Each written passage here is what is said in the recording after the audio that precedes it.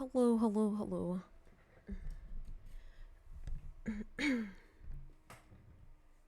How is everyone doing?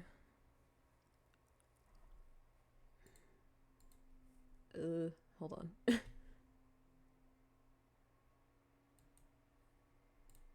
Okay, no. It should be fine. Yeah, okay.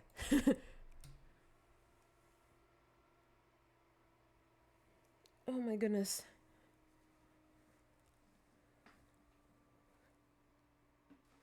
Alright.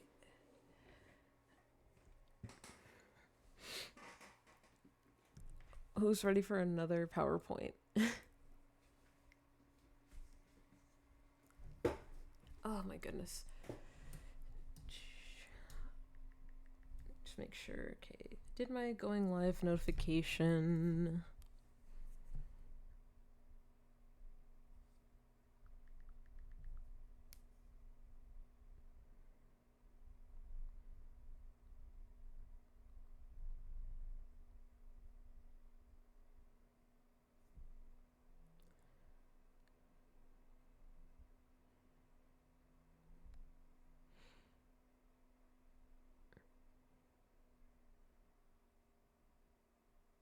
Okay.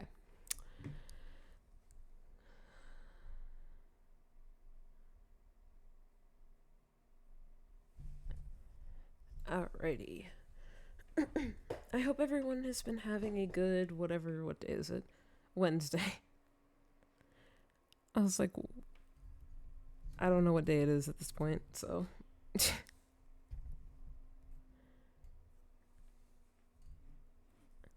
Alright.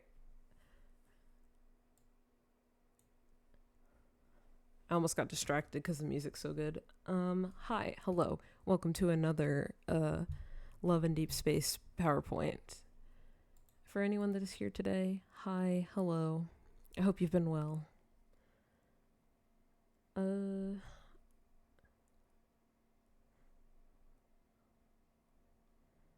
Oh, I brain farted. But yeah, basically,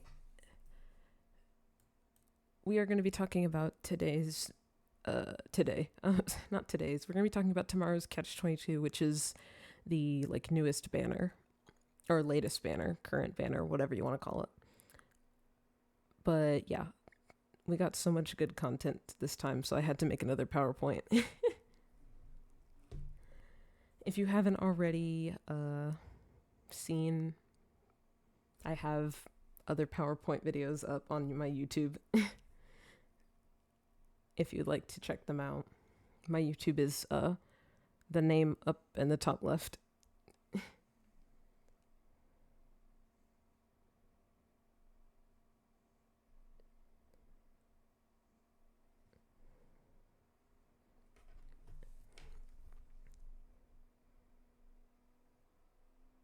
Oh, that startled me. I haven't heard that song in so long. The start of it scared me. I'm gonna put on a different. Let's put on something more chill.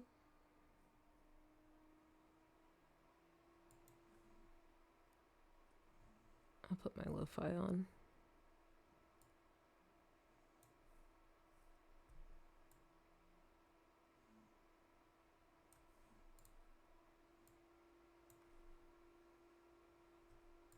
E. Just for right now, because I haven't even shown the PowerPoint yet, so I'm just chilling. But for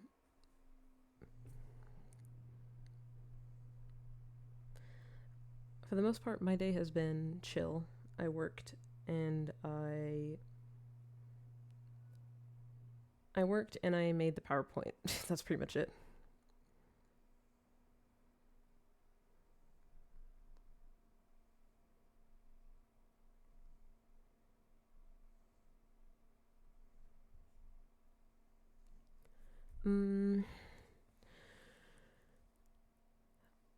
Okay, well, I hung out with a friend today, and then I made the PowerPoint.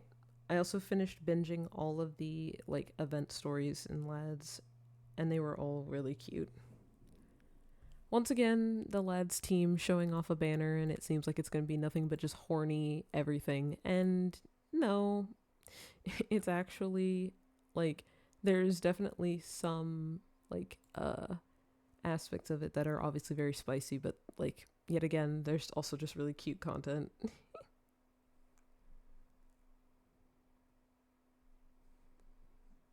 You would not think that cute content had any place. Uh, you would think that cuteness did not have any place here, but in this banner. But yeah. Okay, I'm gonna drink a little water before. I might see if there's anybody else that wants to join in before I get started. Otherwise, I'll just continue. I'll just what should I call it? Uh, I'll just go into it.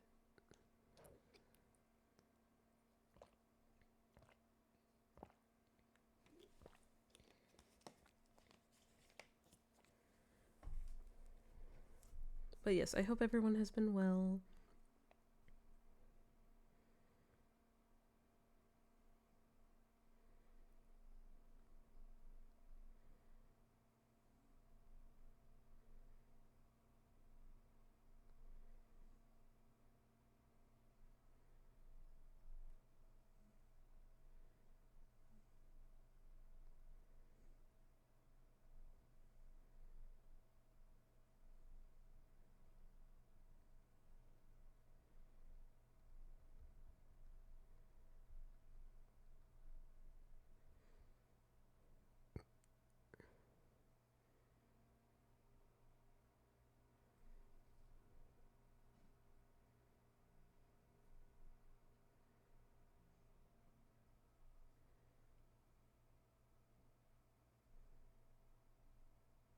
Okay.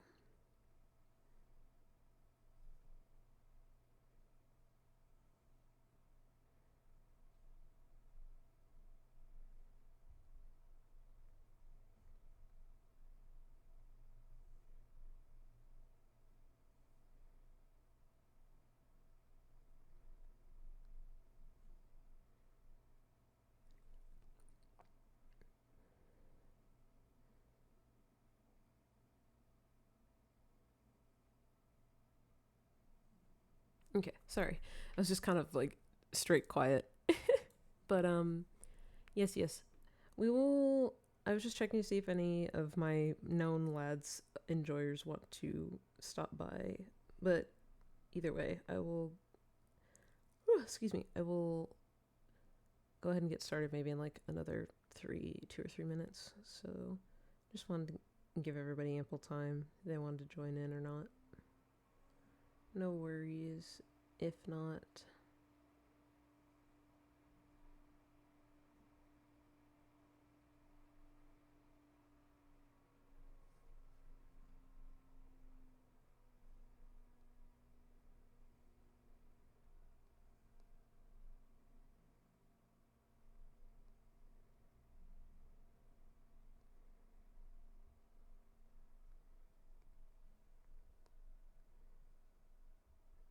Probably not gonna stream quite as long because this PowerPoint ended up shorter than my other ones, but I think it still gets my points across.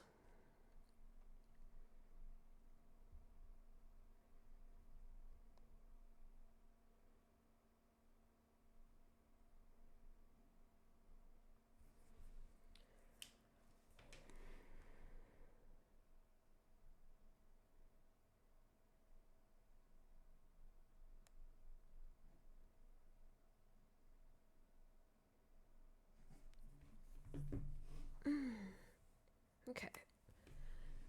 Uh, I guess I should I do a YouTube intro because I am gonna make this a YouTube video. If anyone wants to type hi YouTube, feel free to. I guess I should probably. Yeah, no. If I do my intro like midway, would be weird.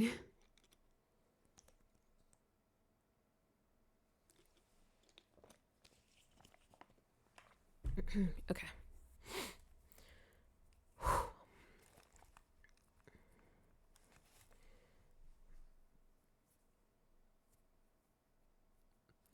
I don't know why.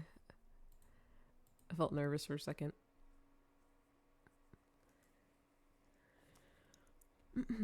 Hello everybody. This is your local fallen angel VTuber, Izzy Moon here. And no, we're gonna retake that right now. I paused. Hello, this is your local fallen angel VTuber, Izzy Moon here, back with another Love and Deep Space yap session. Today we're gonna be talking about TC-22, or tomorrow's CATCH-22, because the banner's been out now a little over a week. We have just a little over one more week left in the banner, and I've pretty much consumed all of the event story. I've consumed all the cards. I've bought everything from the event shop. I've pretty much done everything that I possibly could.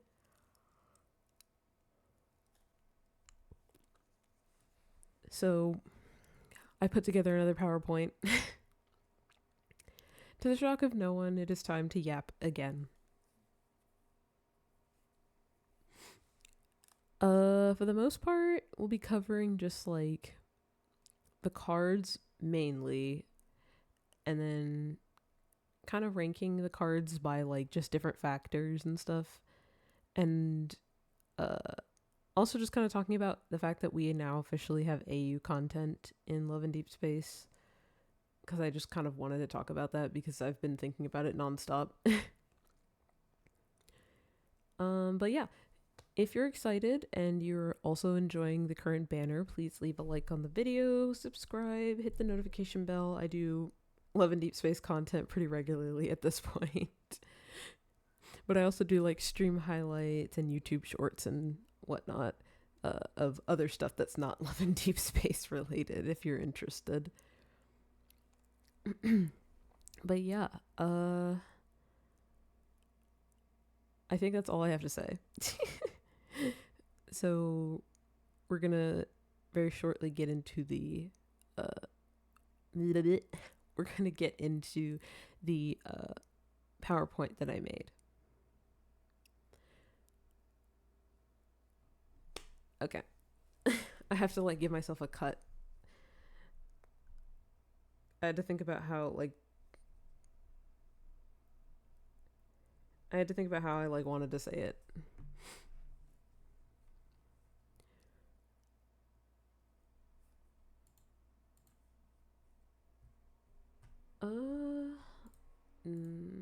Where is my queue of songs? There we go.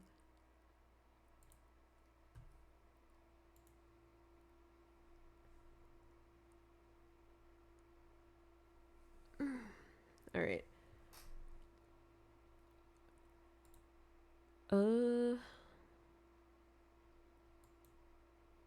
Yeah, I think for the most part I'm ready. So if everybody else is ready, I will get started. Thanks for waiting.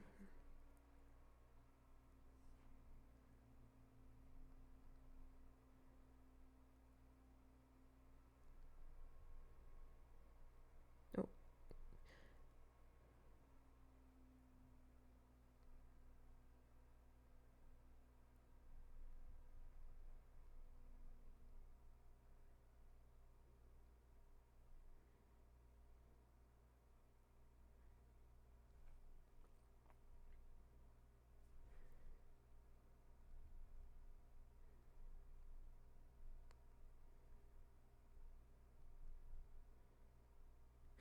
Okay. All right. Is everybody ready? Oh, hello, Orion. I was just about to start. I was giving people time to join, and also I was trying to do my like YouTube intro. I felt really awkward. I felt really awkward doing it for some reason right now. But even though I've done it several times before.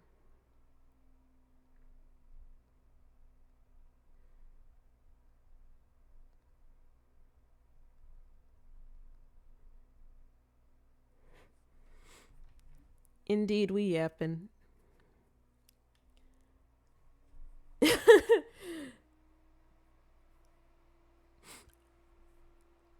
I felt a little just awkward for some reason. Maybe I should should I redo it? I already redid it once though. I'm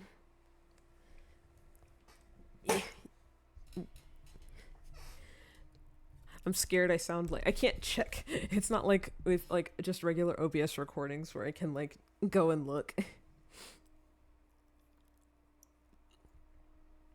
I'm worried I sounded just like How are you? How are you today, Orion? I know I'm glad you said your internet was back for a little bit at least. You never see it come back. Whoa! My alert is still not playing for me. Did it? Hello, Crimson Mocha. Thank you for raiding in. Did the alert play? I really need to figure out why it's no longer playing. I've had a couple like issues with my. It showed up. Did you guys hear it? Yeah, hello. How are you today? What were you streaming? Oh, let me. Okay, you heard it. Good. Why can't I no longer hear my freaking alerts?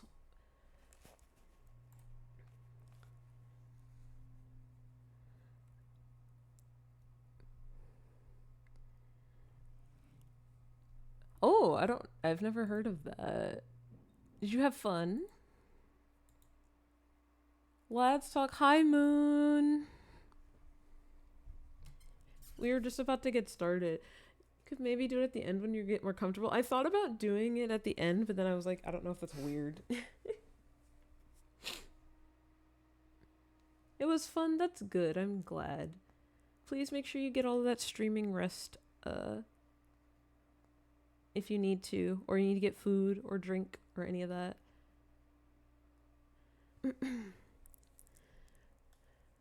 All right. I think talking a little bit has helped. I think I will redo my YouTube intro. So if anybody wants to type hi YouTube, I will do it again. I feel a little less like awkward now that I've spoken to people. Okay. Let me drink water. That'll help me.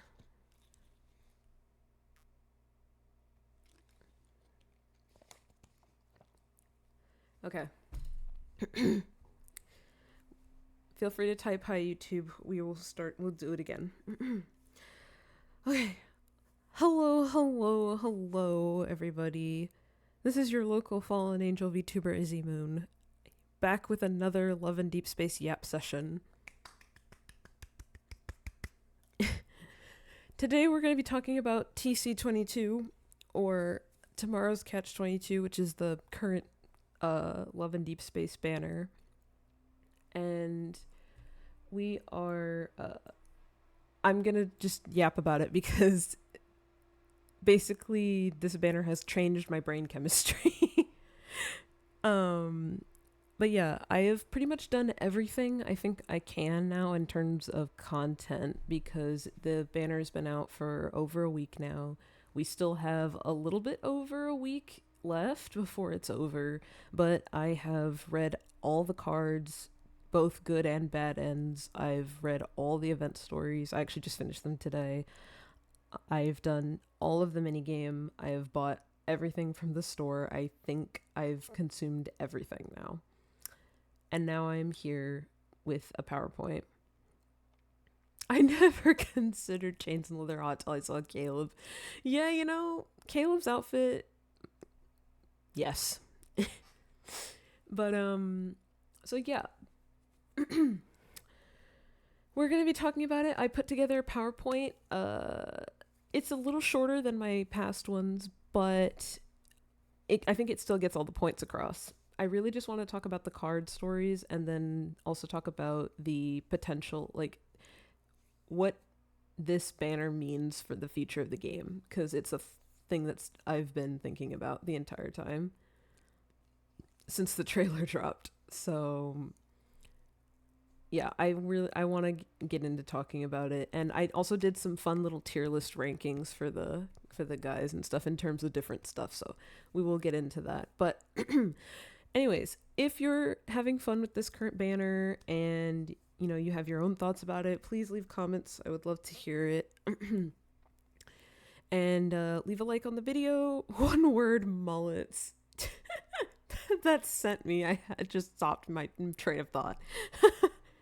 Real. We never thought we needed the wolf haircuts until now. We never knew we needed it. I mean, I guess except the people who did like probably edits of them. But yes, feel free to leave a like on the video, subscribe. I do love and deep space content regularly at this point. I can't just say I do love and deep space content kind of. No, I do it regularly now. But I also do stream highlights and YouTube shorts of other content that's not love and deep space related if you're interested in that. But yes, like and subscribe for more hot anime men talk. All right. Without further ado, let us get into the presentation I've put together. Okay. I feel more comfortable. I felt awkward, I think, because I was just like I usually have like spoken to at least one person during a stream. Not any shade towards any lurking, by the way, just to be clear. It's more like I'm just used to like talking a little bit before I do a YouTube intro, so like I felt awkward. Okay, I feel less awkward now.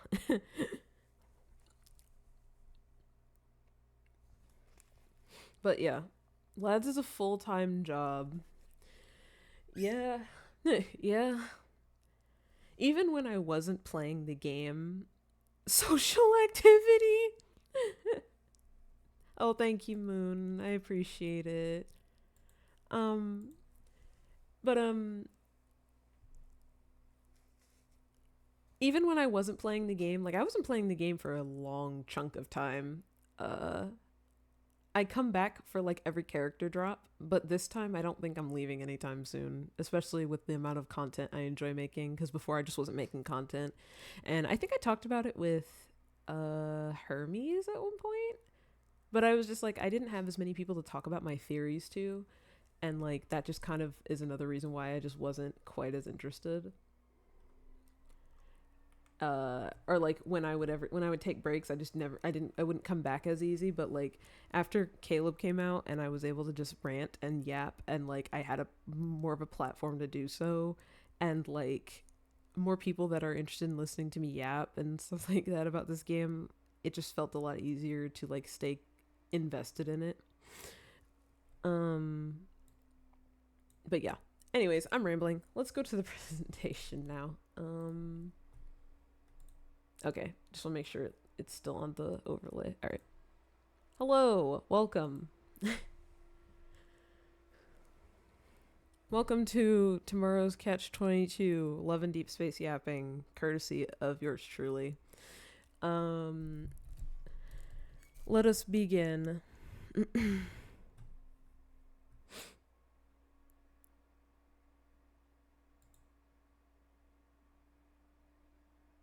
First and foremost,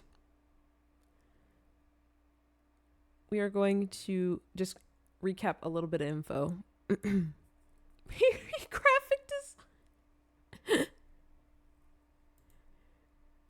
design. Okay, so I put here on the left here, but basically, like I said, they not only gave us confirmed AU content, but new outfits, hairstyles, minigame, event side stories, and good loot. So overall for me, I felt like this was a really good banner that came out, and I did put, once again, Lad's marketing team knew what we thought this banner would be, and while it did have, oh, I had a typo there, I'll fix it. While it did have obvious fan service factor, there was much more than just spice, because yes, literally everybody, everyone thought that this was just going to be the straight up horny banner, and it still kind of is, but also if you've read the event stories, they're like nothing, they are nothing like what the event side stories specifically were, like nothing like what people thought they were.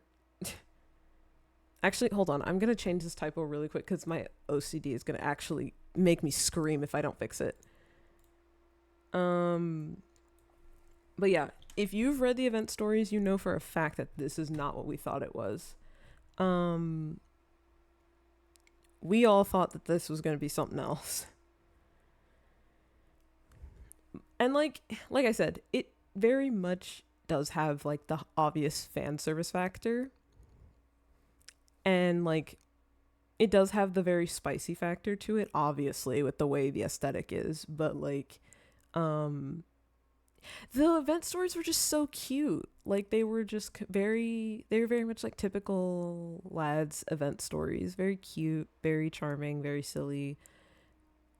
Nothing you thought that would go with like this aesthetic. I thought Valentine's was gonna be vanilla in comparison to. Yeah, they really did say, actually, hold this real quick. Watch this. Just, they literally were yeah, watch this. Literally. um, but yeah. To be honest, I feel like they decided that like squeezing in the cute Valentines was coming with the like event side stories. Because after reading all the event side stories, I was just like, man, these are so cute. Dressed so scandalously, but we're having a cute picnic by the beach. Literally, that's the vibe. Because, like, the event side stories were just so cute. Like, that was what I feel like people expected from the Valentine's, like, stuff. And they were really cute, and so I was just kind of like, huh. But anyway, yes, as I put here, just quick info recap. Ever in this, like, AU created that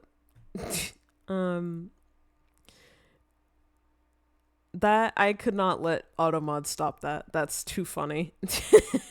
But yes, so Ever in this AU actually did like experiments on people and made enhanced humans known as predators, and like the A is there, but like I'm really not sure if it makes all that much of a difference. I actually haven't heard it in the English dub. Did they change? I wondered if they actually changed how they pronounce it, but I feel like they probably didn't. I feel like it's just a stylization. But they're basically just like more enhanced humans, and they are very destructive and seen as very violent. So they're just viewed as monsters and stuff. And then in this AU, Lincoln City was turned into like two districts. So like you got the north and the south districts, and like the south is like the slums essentially, but it just has like more predators in it. It's the same. Okay. Um and then like the north is like the normal city. Um but uh my comparisons to it was thinking about how it's like Domino City and the satellite in Yu-Gi-Oh 5D. Cuz that's like the first thing that came to my mind when they said that just a bridge is what connects them. Um but I genuinely think of the no, I got you. My brain connected it to Yu-Gi-Oh 5Ds. That's really when I thought about like how the bridge was the thing that used to connect the satellite, or was going to connect the satellite with Domino City and stuff, and like how one place was like the slums, one place was like the regular city. It just genuinely makes me think of Yu-Gi-Oh 5Ds. uh but yes, I digress. So the five love interests are considered like the top tier threat level predators, triple S rank. They are triple S rank gotcha items, basically. um, and so in the AU, most things between the dynamics of MC and the love interest stay the same. However, they're done differently, in my opinion. That's why I kind of put like trying to see what's changed and what hasn't, because the like upbringings of their dynamics are different, but overall it's not crazy different. So like that's why it's like more of an AU instead of just completely straying from character, which I think is good. Because sometimes when you make an AU, speaking as a fan fiction writer, you can make an AU that's like, it's still very in character, or you could just intentionally make an AU that is just completely out of character and just kind of takes it like in whatever direction you really want, like to make it kind of more of your own story kind of thing. But in this case, I think that Lads did the former, where like the characters aren't all that different. Like outwardly from the trailer, it seems like they're very, very different, but not really. Which was actually kind of nice because I don't know, it's already enough that this kind of theme is not really for everybody. I think if they had strayed too far out of character for the love interests, it might have been more off-putting. So I'm kind of glad they didn't do that. I'm still staring at slutty in the streets. Kawaii-ness in the sheets is I'm still staring at that. It's like distracting me because I just see it and I need to screenshot that. That's just such a funny chat message. I need to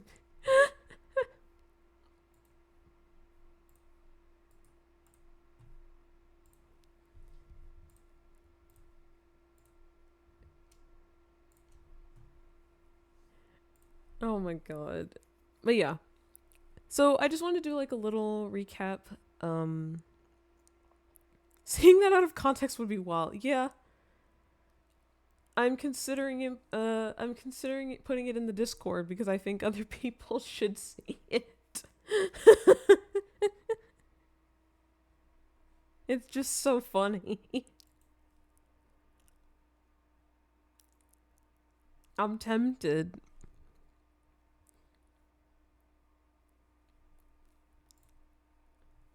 But yeah, I just kind of wanted to do a quick recap just to kind of give that information to people for those who may not be like, you know, like by the time someone comes to see this, like they might be like, I wasn't really there for that banner, don't really know what it's about. Just wanted to give like a little mini recap. This is pretty much just all you need to know. Okay, so moving on. This is where most of the yapping is gonna go. So let's talk card stories because they're all so good. I'm gonna do them in the order that they showed up in the trailers. So, hi Moth, how are you doing? We're here for the yapping. We love yapping in this house. Oh, by the way, for anyone that wants to join the Discord, if you just do !Discord, we have it. No pressure, of course, but if anyone wants to join, I do a lot there. I wanted to point that out earlier when I was saying I'm going to post this in the Discord. At this point, Orion, I put so many messages from you in here. You just say the best stuff.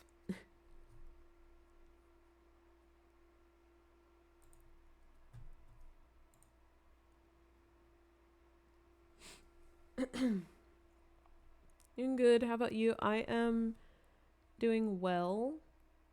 No, but I would steal the... Wait, huh? Sorry, I don't... Huh?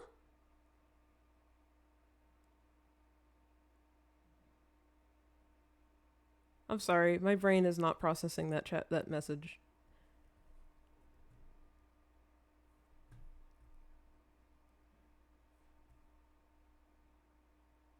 We're committing lamp about the Discord. Whoa, my memory is really short term right now. What did I say? I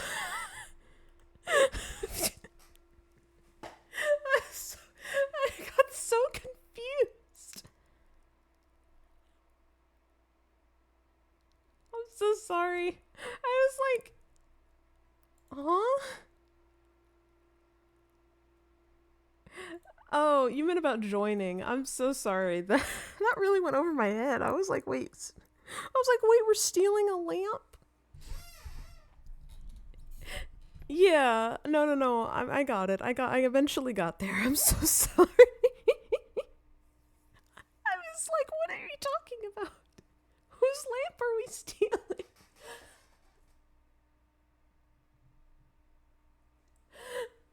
so sorry. Oh my god. Oh god, that's so funny. I was just like, whose lamp are we stealing? Oh my god. Okay.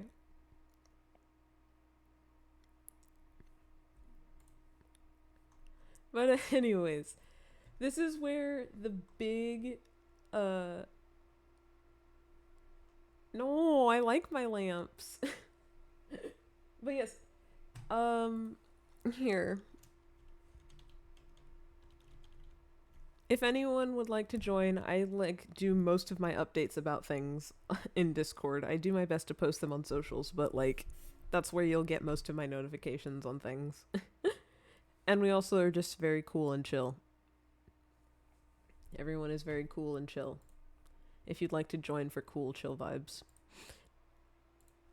I would say no pressure, but like Moth made it very clear. Moth is going to steal a lamp. All right. Anyway, back to the yap. It's time. Let's talk the card stories because that's really where I just want to do a lot of my yapping. As I said before, I'm going to do them in the order that they appeared in the trailer. So, Raphael first should be. Let me double check. Yeah, okay. So, Raphael first. So, you know what? Leans in. So, Raphael, that card was magnificent. Literally, I could rant like for like 3 hours alone about this card specifically. Extreme Dose may be one of his best cards. And it's so funny because it's not even canon. Like, you know, it's not going to be canon timeline stuff. It's its own, like, AU. But I'm just like, this was so good. Like, everything about his story, so good. Basically in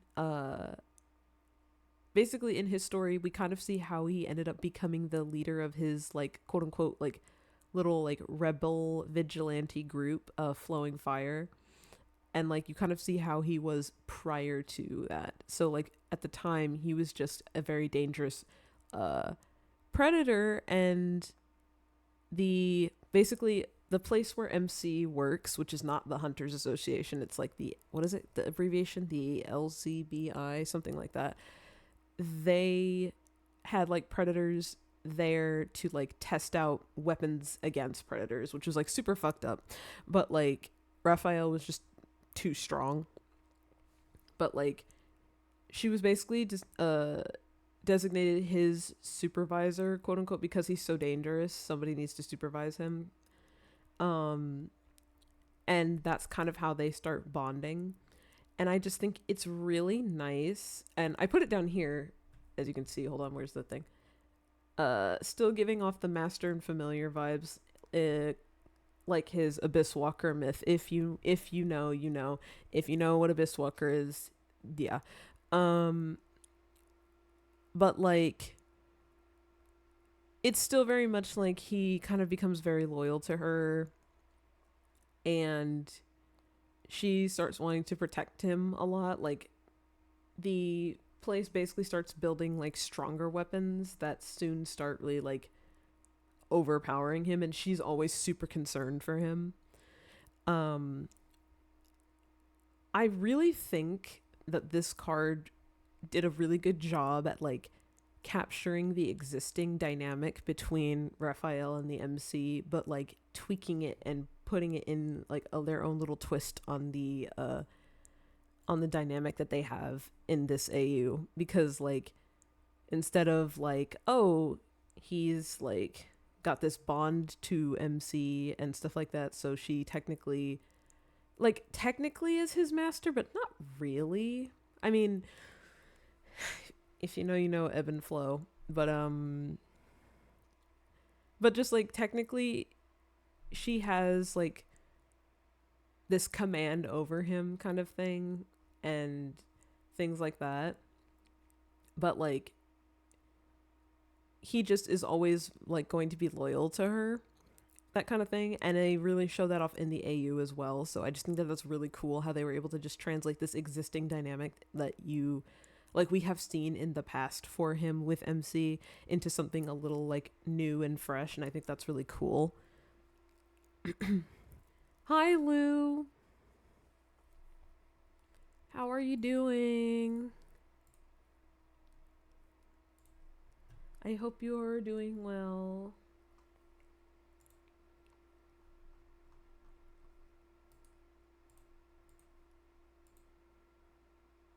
That's good. Oh right. My one gripe that I wanted to talk about.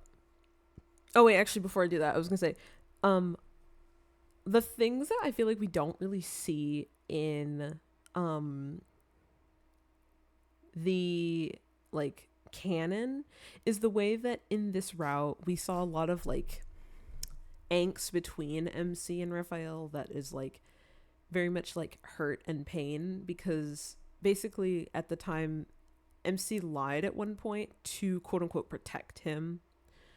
uh she basically lied and was just like, oh, I hate you and it's been a waste of my time and stuff like that. And he didn't obviously know that that was a lie, but she was just doing that so that way, like, you know, he could escape and be free, and no longer get like be used to be like testing weapons on and stuff, because they made like this whole plan for him to escape and stuff like that. But he didn't know that part of it, like she was just going to be like, oh yeah, you know, you've been wasting my time, I want you to like leave and never come back, all that kind of energy. And or not leave and never come back, but she was just like, you know, oh, I hate you and blah blah blah. And so like he thinks that uh in a way that she betrayed him, because the plan, if I remember correctly, was like to make this big like explosion and he would already escape and stuff like that, and so they would think that he, you know, died. uh but that other stuff wasn't really a part of the plan, and he felt really hurt and stuff like that. And then some of the stuff then after that was kind of angsty because they were like separated and stuff like that for a little while. But like you can feel by the time you get near the end of the card that he was really pissed off. Like he really like was like, yeah, no, I hate you. Because I think if I remember correctly, I could be misremembering, but I believe the explosion was never meant for him to be almost in the explosion, so he could have also just not made it. Cause I think that was what was, I can't remember if that was what's happening, because I remember they were saying we're going to make the explosion look like you died, something, so then you can just escape. But I think she kind of tweaked the plans a little bit. But yeah, there was just very much this feeling of like being betrayed and being hurt that came off of him that I just feel like we don't see in canon. Especially since we've already kind of settled how they met like a long time ago and he's not really all that bothered. But like in this, like it was very interesting to see Raphael in a light like this where like, oh, he's actually really pissed and stuff like that, because I don't know, we just don't really see that all that often with him. He's often known to just be the flirty artist, and he's very lighthearted and teasing and playful, and this was just like the opposite of that. To see so much like hostility towards MC with Raphael was just very refreshing for me. I did put here, I said it reminds me of the supposed betrayal in his sea god myth, because like everyone believes that MC basically betrays the sea god at the time, which is Raphael. But it just feels like we actually explored this aspect of like him feeling betrayed by her, which I just think was really cool, because it's just not something we explore all that often, and I don't think they've ever explored this kind of anger in lads before. And then yeah, so my only gripe was that the bad end could have been just so much better than what it was. The good end, really cute. I really liked the good end a lot, but the bad end was not great for me. That was the only thing that like bothered me, was that for me I didn't really enjoy the bad ending. I don't really typically aim for bad ends, but like of course you want to like get all the different endings and stuff. But just for me, it felt a little lackluster for like such a great card. Um, so it kind of bummed me out that the bad end was just, there's nothing to write home about. It was just very basic forms of like yandere, where he's just like, oh, I'm gonna lock you up and keep you forever, blah blah blah, like, and for me, I don't know. There just could have been so much more they could have done with it to like show off his hatred, and I feel like it was a missed opportunity. But that's just me. I'm not satisfied with that bad ending. So aside from the bad end, everything else was great.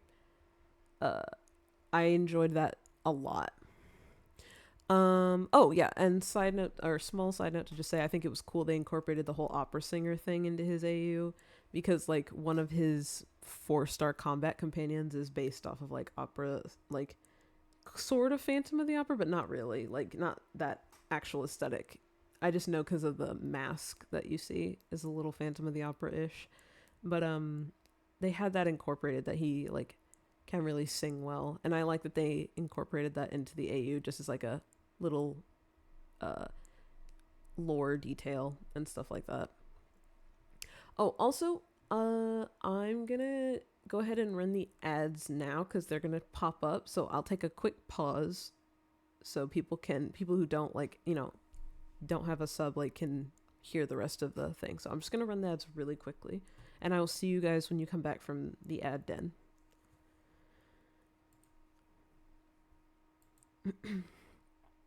The ad should be starting. Okay. I just want to make sure that people can hear the whole presentation without getting interrupted by ads. This also gives me a good point to like cut out like stuff when I'm editing this for YouTube. But yeah, I could talk about Raphael always. His card was just really good. I think his was the first I watched. His was also the first I got, because I was attempting to get Silas, and I lost my 50-50 and got Raphael instead, and I was like, I am not upset at all, because that was something I talked about in my last lads video. Or no, I don't think that made it into the video. No, it didn't. But I talked about it while recording that. But I was just saying that, like, I'm just so happy that I finally have like a trifecta of characters that I love in this game. So like, when I need to pick what characters to put in the boosted like pool of cards, if I get at least one of those cards, I'm like super happy.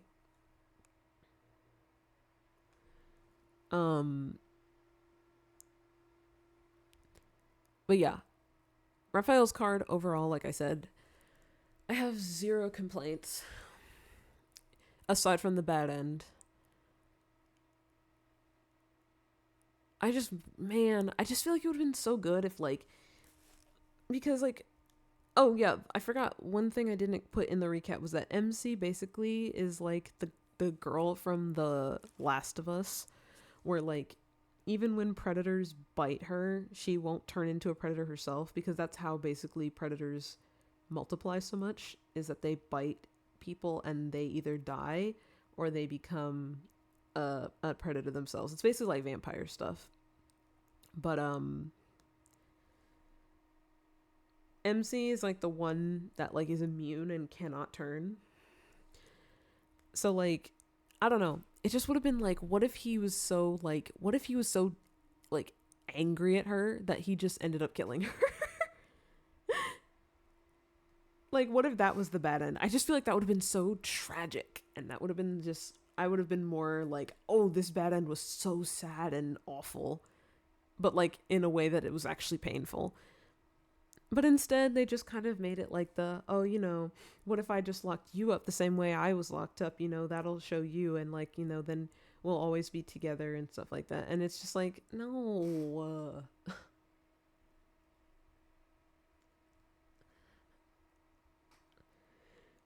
I don't know. It was just kind of bland for me, and I was a little disappointed. Oh, the ads, I believe, are over. Is everyone back? If so, welcome back. Bad End murders MC, realizes full of soul crushing. Yeah, that's what I was. That's like, that would have been so good, Lou. You get it. That would have been so good. Like, because that's the whole point, is that at the end, every bad end, the love interest bites MC.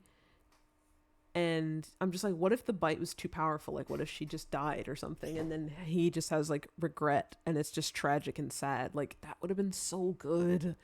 If you wanted to have a bad end, that just would have been so good. And I just feel like it was such a missed opportunity. It just felt like it just completely dropped the ball. Like, when everything else in the card was so good. But, alas, if need be, I can always write my own fan fiction about it. But yeah. Okay. Is everybody back? No more ads, I think. So I'm going to continue.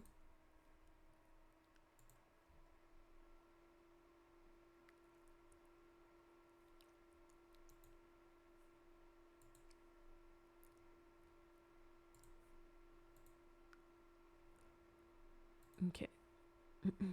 Sorry, I had to check something. All right. Moving on. This motherfucker right here.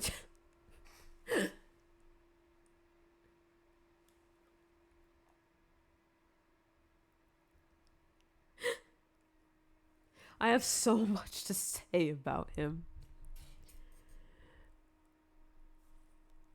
I have so much to say, and yet not a lot to say, you know? Like, I have so many emotions after everything that happened, but also not enough to say, you know? Like, I could say it in, like, a really small amount of words. But at the same time, I wrote this whole thing. I don't know. He just makes my brain feel, like, kerfuffled. But anyways, so, I don't really consider myself a Zayn girly all that much. I like him. I don't think he's bad or anything. But like in terms of where I would rank him, like out of everyone, he's probably at the bottom. But it's not because he's bad. It's just because I like everybody else just a little bit more. I just don't have as much interest in his stuff like I do the others. But my god, did this card really like make me feel like I was like gonna swerve. This card was actually so good. His story was probably one of my favorites, maybe, because I just really liked the concept and the fact that Zayn was actually using his ice evil to like actually kill people that were like bad and getting in the way of things was crazy to me. I was just kind of like, not that I don't think he couldn't just technically kill somebody in canon, but like the fact that he actually did it in this AU was just kind of like, oh, literally me. But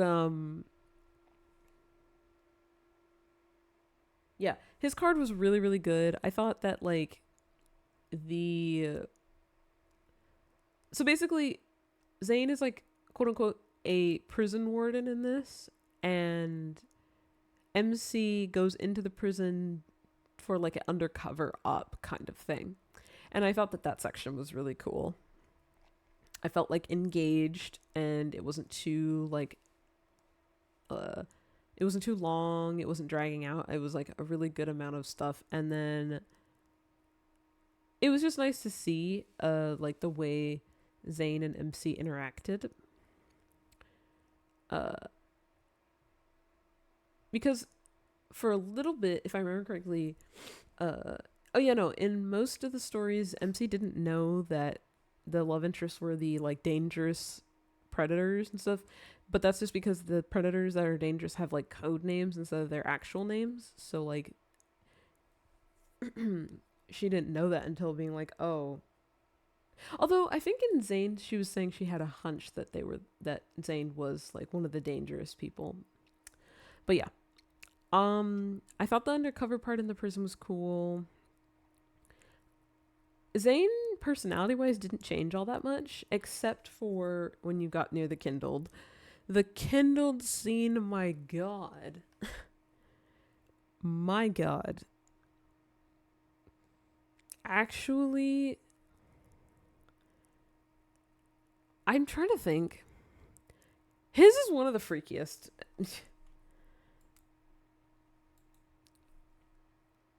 I think I don't remember how I ranked it uh in the little tier lists I'm gonna do, but his was freaky.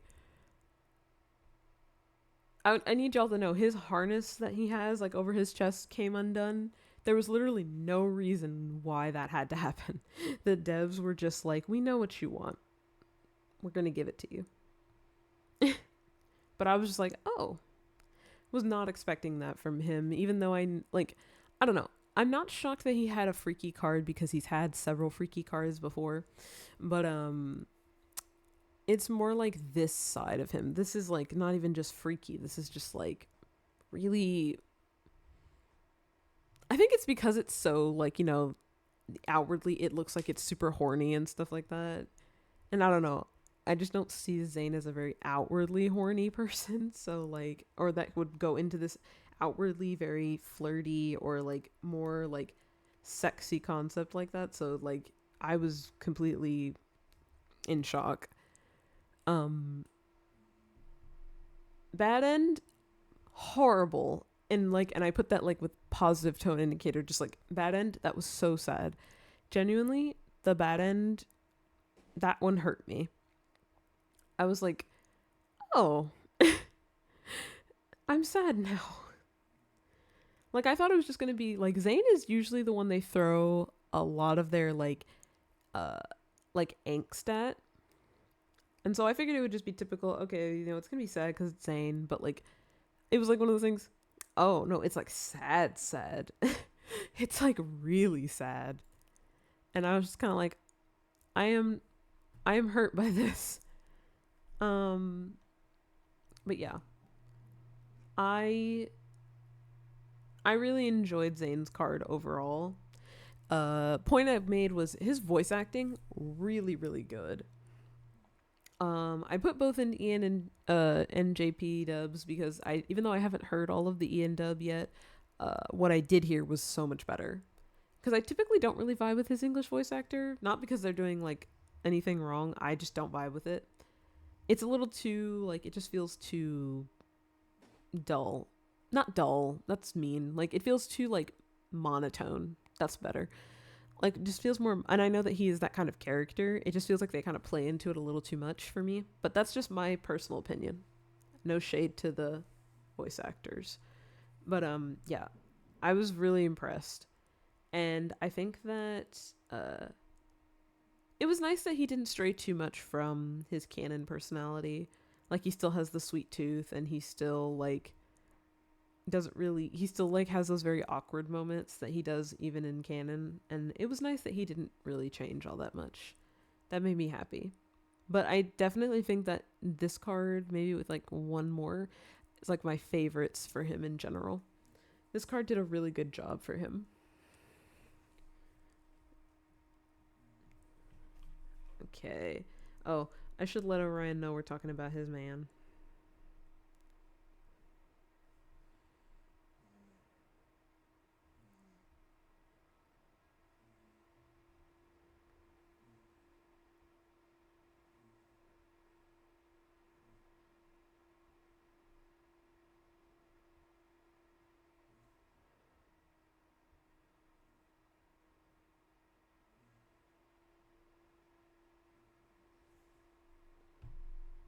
Okay.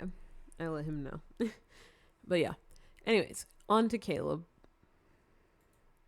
So, who um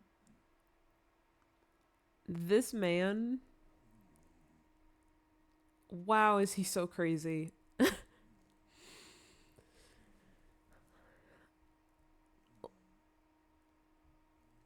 I don't even know what else to say. Wow, he is so crazy. He is genuinely. This was his very first limited uh this was his very first limited card out, like, for a group thing, cuz but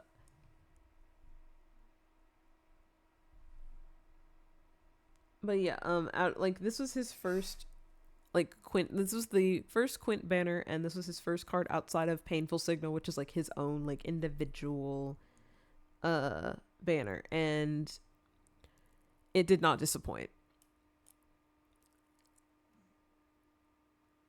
This card, I'm like trying to figure out how I want to even form the words. It's I thoroughly enjoyed this card. A point that I didn't make on this page, now that I'm looking at it, um, is that he was much more openly flirty with MC. And I actually really, really liked that. Because, like, in this AU, there's no, like, current ever and stuff like that, like canon ever. There's no, like, experiments about MC's, like, heart and stuff. There's none of the stuff that we have in the canon main story. And I don't know, it was just nice to see how their relationship could have been without all of that going on. Basically, their origin was that they were just like two kids in the southern district, which is like the slums and stuff, and they kind of just started to stick together, and that's why they're so close. Instead of being ever lab rats. um but I don't know, it's just something like we're not gonna get like that openly flirty stuff between them as much. Not saying we won't get that, but we definitely won't get that right now after everything that happened in the main story. We won't get that. It is your man. I picked my favorite picture of him from this card.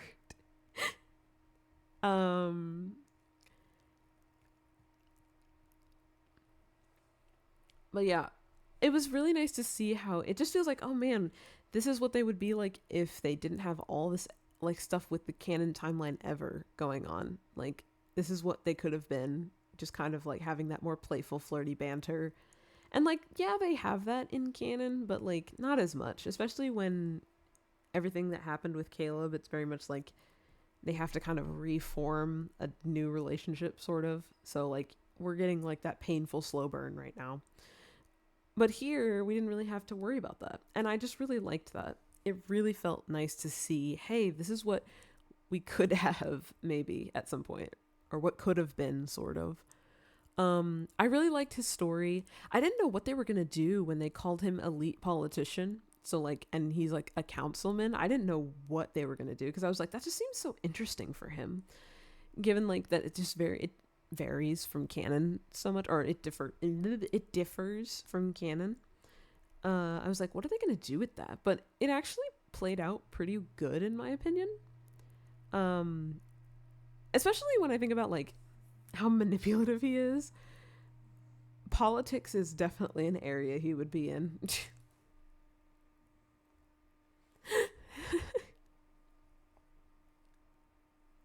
But it was nice to see, like, how his dynamic with MC was very much the same, but, like, the origins and upbringing of it all were different. And I don't know, it was just nice to see that, what the consequences of that, like the results of that. Caleb should not be president. Realistically speaking. But what else? Oh yeah, they managed to really amp up the overt yandere for him. I feel like that's kind of like what everyone thought he was going to be in the main story, but, like, then realized, oh, it doesn't seem like he's going to be, like, overtly yandere, and then he's not really. He is definitely yandere, but, like, it's very misguided. Whereas in this one, No, just totally crazy. I feel like this is definitely what the Yandere crowd wanted for him, and so now they have it. It's not canon, but it's an AU, but you have it. Basically, one thing we found out is that Caleb had this whole that room he's in that you see in the trailers that has all these screens. He literally could see all the places that MC was like or was going to, and I was like, brother, you are stalking her. And interestingly enough, they really quickly glossed over that in writing, and it just made me think you didn't have to include that if you were going to gloss over it, because I want to talk about that. I want to talk about that.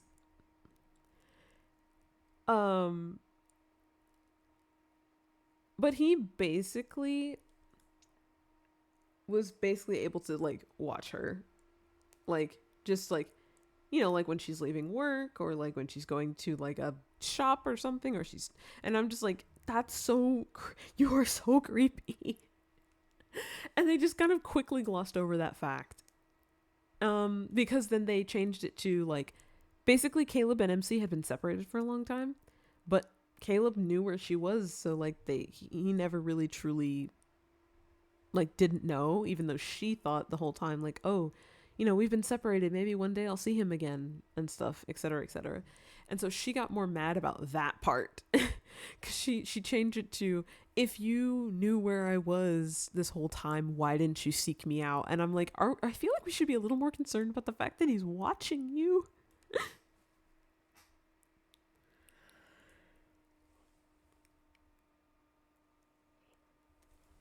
I just feel like we were focused on the wrong thing. I was like, I think we're worrying about the wrong thing. Maybe we should be worried about the fact that he's been watching you.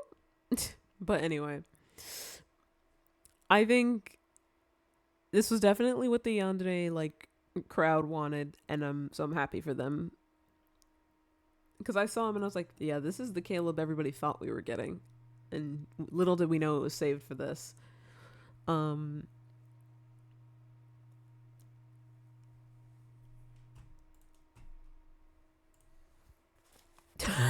Hello, Ray.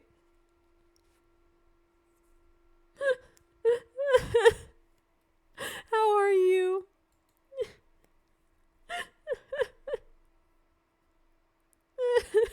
I look in the Discord and I just see you said what? And then you run in here and you're like, what?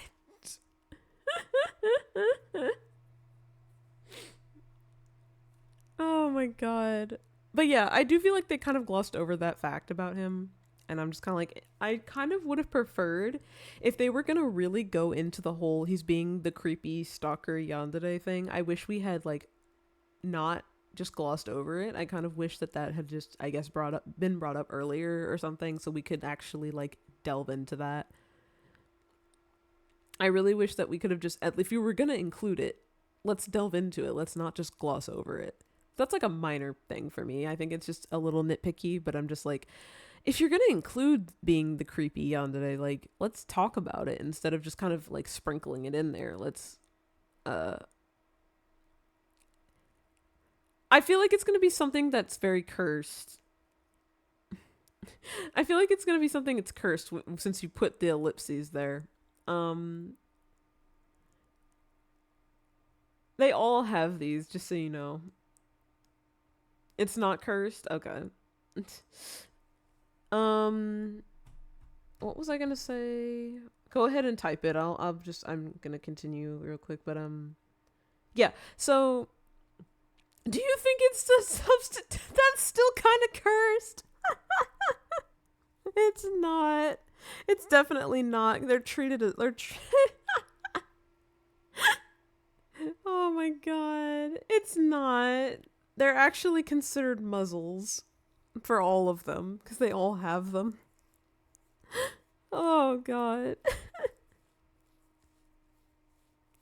Oh, I love your brain for that. Oh my god. I love your brain for that. Oh my god.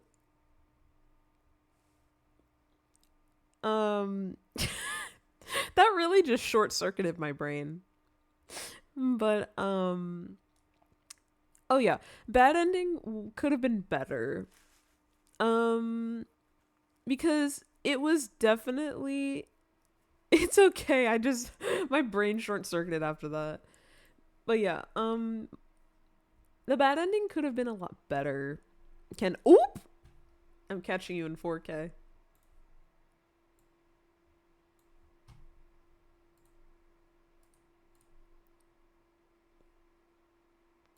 Get caught in 4K. I need my I need my old 4K video back. I don't have it right now.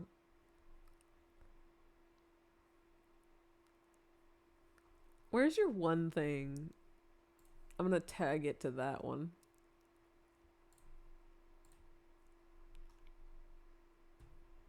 Okay, but yeah.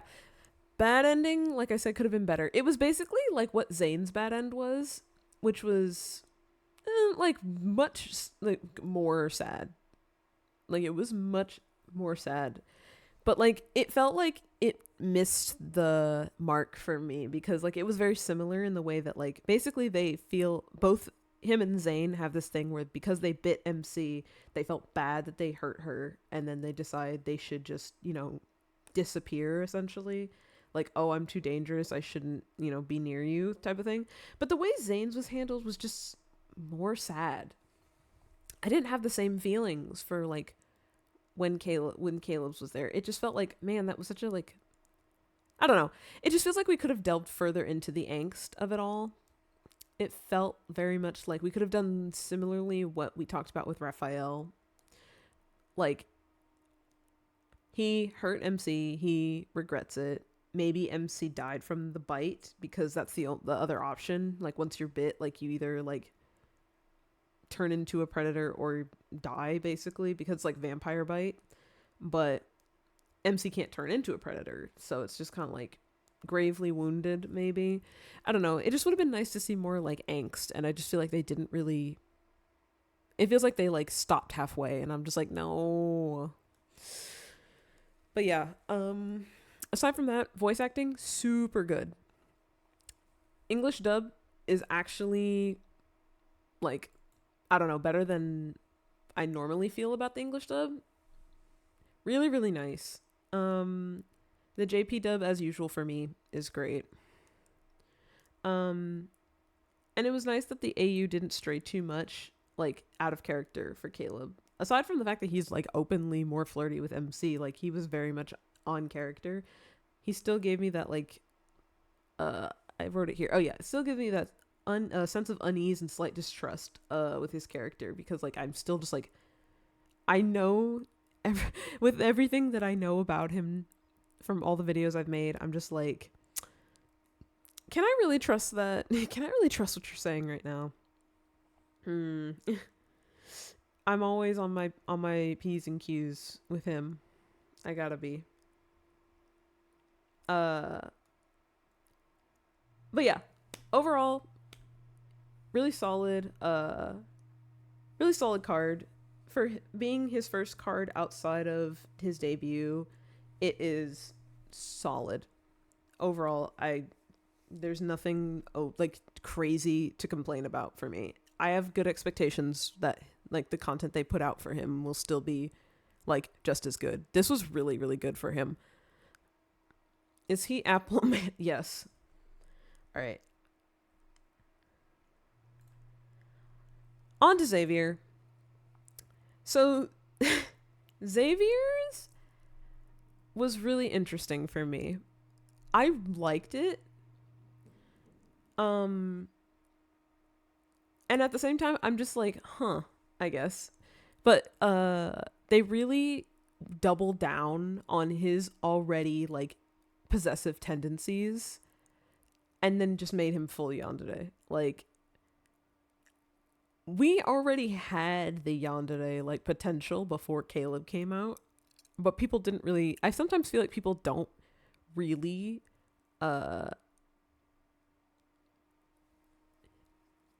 oh yeah, it's just literally called a muzzle in translation. I don't really think that's what it is.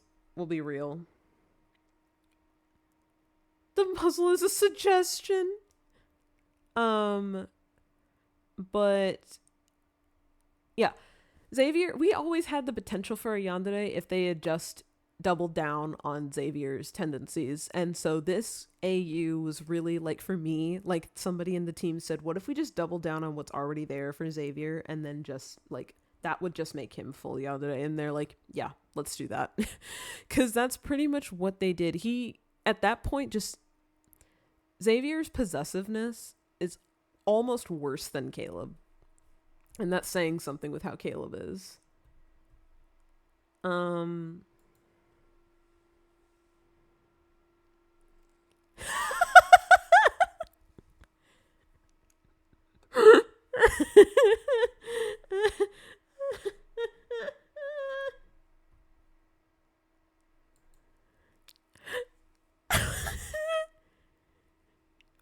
Ray, can I please screenshot that as a response to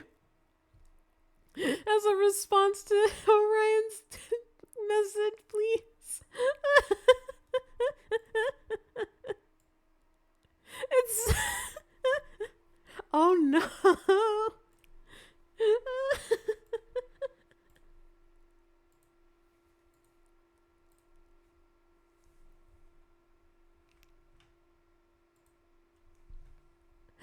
Oh no, it'd be a shame if a vampire sucked my blood, literally. It's like, oh, it's like that, oh no, I hope I don't fall, and then just falls down the stairs.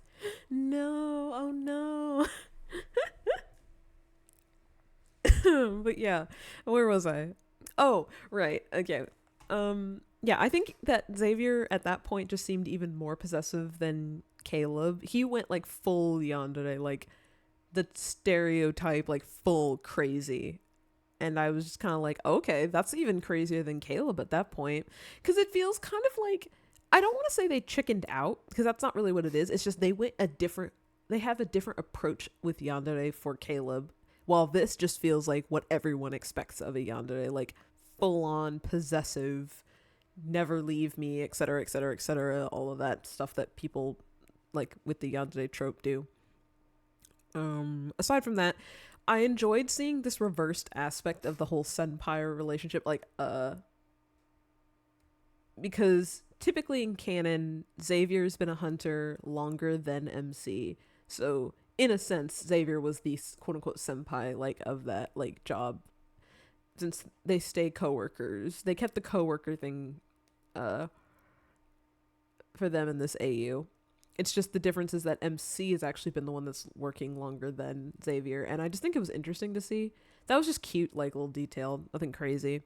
But the thing that really got me was that like being like her quote unquote subordinate, like he was like very diehard loyal to her and just was uh like, yep, whatever you say, that's what we're gonna do, and stuff like that. And in the end, it's because he just wanted to basically infiltrate the LCBI, which is where she worked. But that's why he was just like so agreeable and stuff like that. But like this gave MC this like weird power trip that she's just like, oh, I have this person that's just like so loyal to me and will like basically never question me. And I just kind of liked how that was kind of messed up and twisted, and MC was kind of the one that was a little crazy as well. I don't know, something about whenever they write MC with this intention that she's not doing the thing that's actually like, she's doing something that's kind of messed up, but she gets like a weird thrill out of doing something that's kind of messed up. I don't know. I just find that so cool because it's just not really typical to her. And the way they write her. Bad end though for Xavier had me gagged. Genuinely, I was shocked. Because his wasn't anything crazy. It's not my like favorite bad end or anything, but basically at the bad end, he goes to bite MC and he's just like, I don't think he ever learned that she was immune to the whole predator bite thing. I don't think that information ever came up, but he bit her and he was just like, it'll be over soon, and then, we'll always be together and stuff, and we'll be we'll be the same and stuff like that. But she never said anything about it. So I don't think he knows that it wouldn't have worked anyway. So I'm just wondering if she just straight up doesn't just dies. But what really got me was that as she's like bleeding and stuff like that, because I just said like she's bleeding and stuff, she basically said, I'm telling you a secret. The Xavier that I thought I was in love with never existed. And then he said, that's okay. And I was just like, what?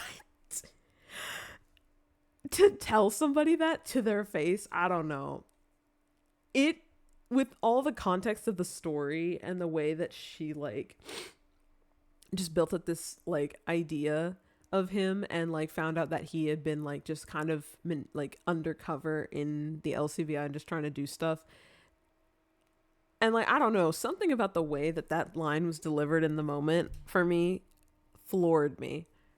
I was genuinely shook. I was like, wow. I don't know. It's such a cold and like harsh thing to say. And obviously it's deserved at the time. But like, I don't know. That just kind of shook me when she was like, the Xavier I thought I was in love with never existed. Like, that's crazy to say to someone. And he was just like, that's okay. Like, he already knew he was like lying about a lot of stuff. And like, so he's like not phased at all. Like he just is like so lost in the crazy that he was just like, it doesn't matter. We'll still just be together and stuff. And I'm like, that's crazy. The bad end was crazy. I was just not expecting that. I think that's really like the shock factor of that really got to me. But yeah, at the end of the day, like I said down here, I think it's nice that people can finally get a glimpse at Xavier and how, if things were different, he really would have been a yandere before Caleb even got here. Everything he displayed here is there in canon. It was just boosted to the maximum. Like, everything that he was in this card, like the possessiveness, the jealousy, the like, the need to like, or the want to like, know if other like coworkers are like talking to her, or is she giving special treatment to other coworkers, like because that'll bother him, like all that stuff. That's stuff that is technically there in canon. It's just he doesn't act on it, and he also just doesn't like, he already is confident enough that like there's nothing that would quote unquote threaten him like that. But like, this is like if you boosted that by like 10,000, and now it's just to a point where he's like full yandere. And I just think people keep sleeping on the fact that I think Xavier is one of the characters that you actually need to be afraid of. Not in canon, but like if things were bad, like in this AU, like I just think people are sleeping on the fact that objectively, I think Xavier is the scariest one. I know we have Caleb now, but like, I think y'all are missing it. But yeah, overall, Xavier did not disappoint me. It was nice to glimpse at like what could be if they boosted his already possessive tendencies just to the maximum. And also, I play in JP dub. I just made a note to say that his JP voice actor popped the fuck off. Popped the fuck off. It was so good. The voice acting was so good. Could not get over that. Okay. Now it's my man. My voice goes up like, 10 octaves.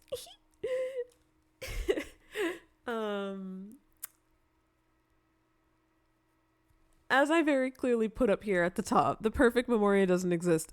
Innocent Birdcage dropped. This card was god tier. Absolutely god tier. And like, I'm not even exaggerating just because like it's a Silas card and he's my favorite. Genuinely, even if he wasn't my favorite, this card had the tropes that I enjoy, and has the writing was so good.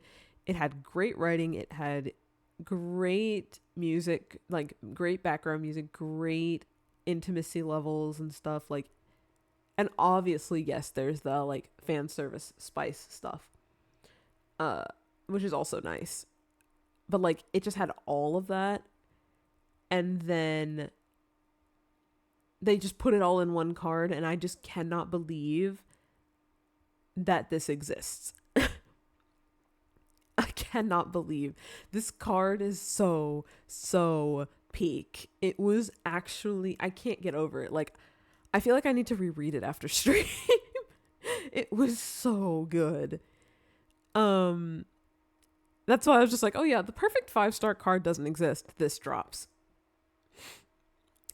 Honestly, Ray, Caleb has the most booba out of all the guys.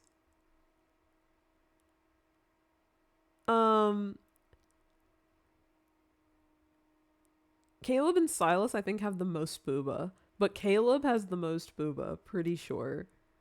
I took a screenshot earlier because I was like, they had him from the side in this outfit, in the new, or like, you know, this banner's outfit, and I was like, this man needs a bra. This man needs a bra. Why? I was like, I feel like his back hurts. But cover up. No, for real. The fact that they all have their titties out is crazy. I cannot believe. Like, they really said no cute vanilla Valentine's Day for y'all. We're going all in this again. You thought that the spicy cards we dropped for the anniversary was all we got? Hold my beer. Hold my beer.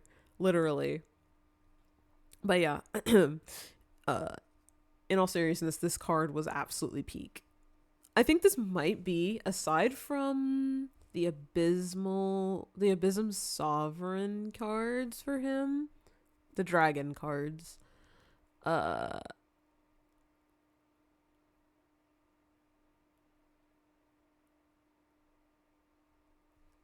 if they were old vampires, wouldn't they have been more concerned?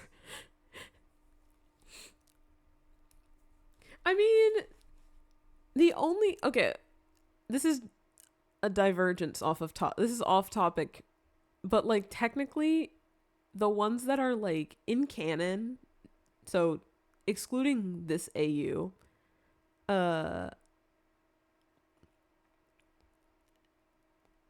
can't like excluding this AU in canon, they've all have some sort of reincarnation stuff going on, except for we have no confirmation about Caleb, so I don't know. I can't say anything for him. Silas has the thing that even if he dies, he's always reborn, because the MC of that past life, it's still MC, but it's like a past life sort of thing that she doesn't remember, but MC basically cursed him to never truly die, and only she has the ability to properly kill him, which is like, he's aware of this. And I was like, that's actually crazy that it's MC that did that to him, because I'm just like, they usually just paint, they never really paint MC to be the one to like, that would put a curse on them. Like, it's usually some other force or something like that. But like, so he's technically been able to like amass, he's like a vampire essentially, but like, he's not actually a vampire. But I was gonna say, the one person that's lived for a really long time and hasn't aged would be Xavier. Zane has the tragic, I meet you, fall in love with you, and one of us dies tragic time loop thing. And Raphael's, I think, is just reincarnation. I don't think they ever explained outside of just reincarnation. As for Caleb, I don't know. I want to be the lore keeper, and I want the lore on why, like, on if Caleb has like reincarnation past life stuff with MC2. Because as far as we know, he doesn't. And that would make him different from all 4 other guys.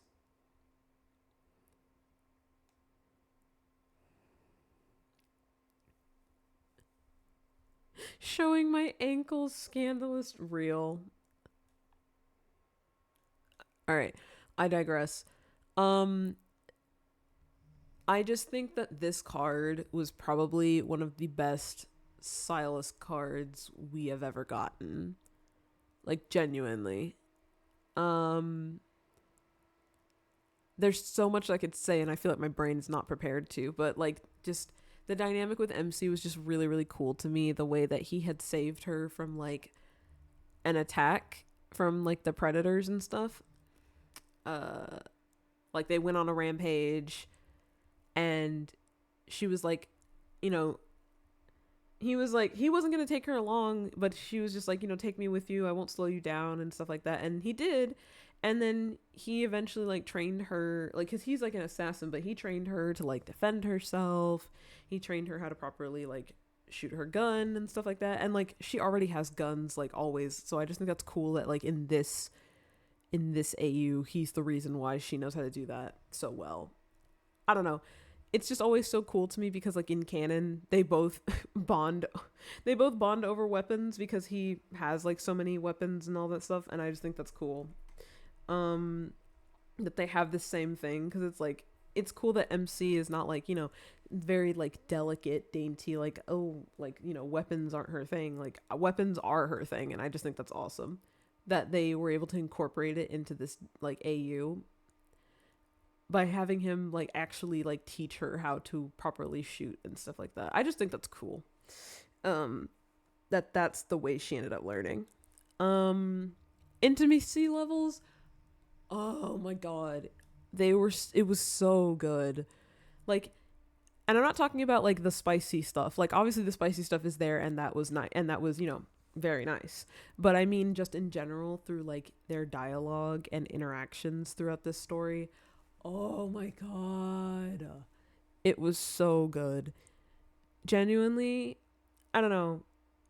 The intimacy of just having someone that gets you, and like, and also like, of having someone where like you're not in a, like, you're not feeling great, but you just can sit next to each other, and it's not like you don't have to talk about it, but you can just kind of be there for the other person. I genuinely loved that. I loved that for them, because like basically MC would have nightmares, and so she would wake up and then she would go out and like sit next to Silas like in like the living room of like their shared house and stuff, and like he didn't say anything, she didn't say anything, but it's just that like intimacy level of just like having a person that's there to like, that is like a comforting presence and stuff like that, and I just think that that's really nice. It was really, really soft and sweet, but like, it was clear over time that MC had just developed this really strong respect and, love and care for him. And it's not like they showed it super explicit with him on his side, but it was just very clear in certain gestures. He's very much like, he can tell with words, but also does it through actions, which I think was nice. And he also like, at certain points it seemed like, oh, she tagged along, but like he probably can't wait to like, get rid of her. Like, that was always thought, like, like, oh, so she doesn't slow him down and stuff. But also he didn't actually want her to leave. Like, like she became something like that was comforting for him too.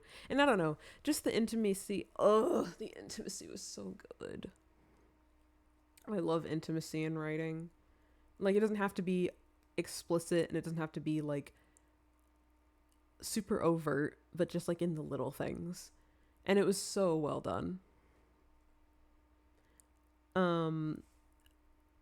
I need everyone to know, everyone here that's watching and or listening, Silas's bad end was the worst one of them all, and I say this with a positive tone indicator because I genuinely cried.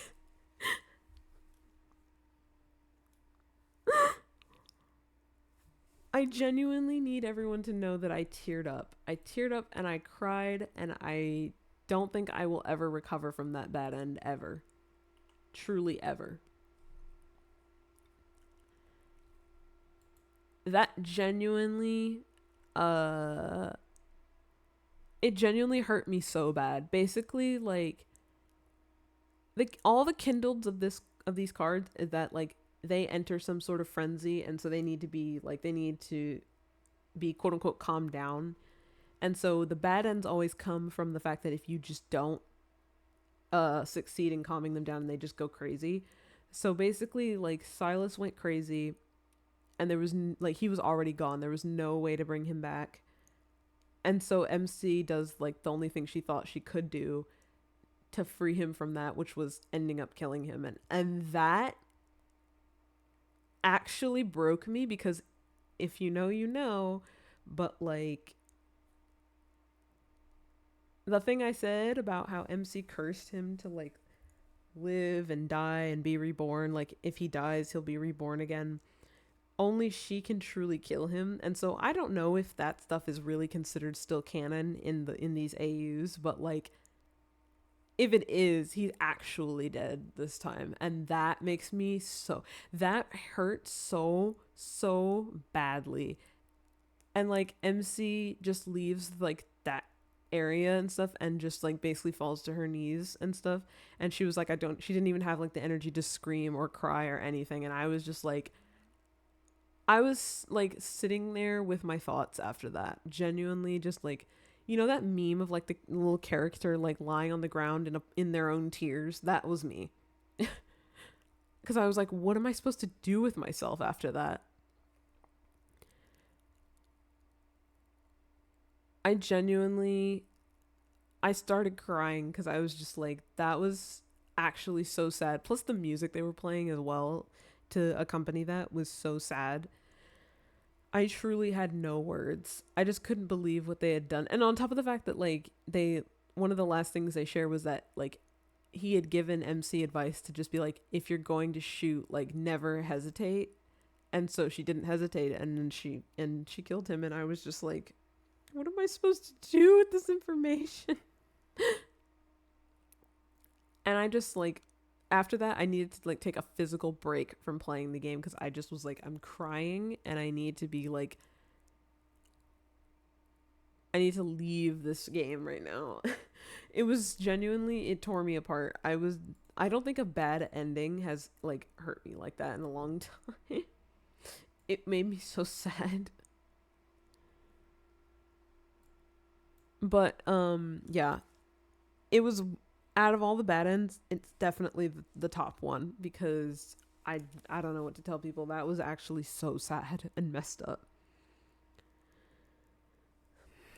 I put here so much I could say, but overall I think this may be my new favorite card of all time, and I still kind of stand by that. I do have other favorites like the Abysm Sovereign cards, Raphael's Abyss Walker cards,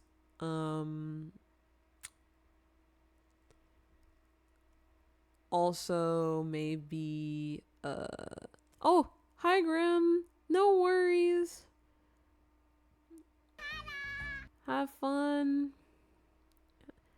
Take care. Hello, Strap. Oh, thank you for the hydrate. I haven't hydrated in a minute. But yeah, I have like a lot of favorite cards, but I think Silas's card for this banner might be one of my favorites, and I'm really glad that I pulled it because I have no regrets. That card was absolutely top tier.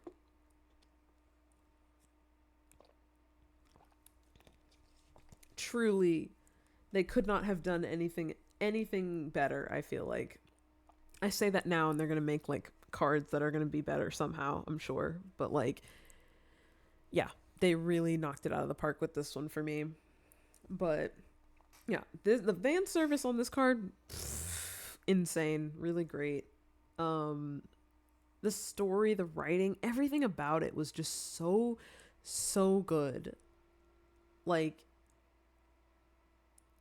I don't know. I will defend this card till the day I die. If someone thinks this is a bad card, I don't know. You just don't have good taste. I don't know. I don't know. I don't know what to tell you. Even if I wasn't a Silas enjoyer, I'd still think this card was great. But that's not possible because I am who I am. So yeah. Not actually possible.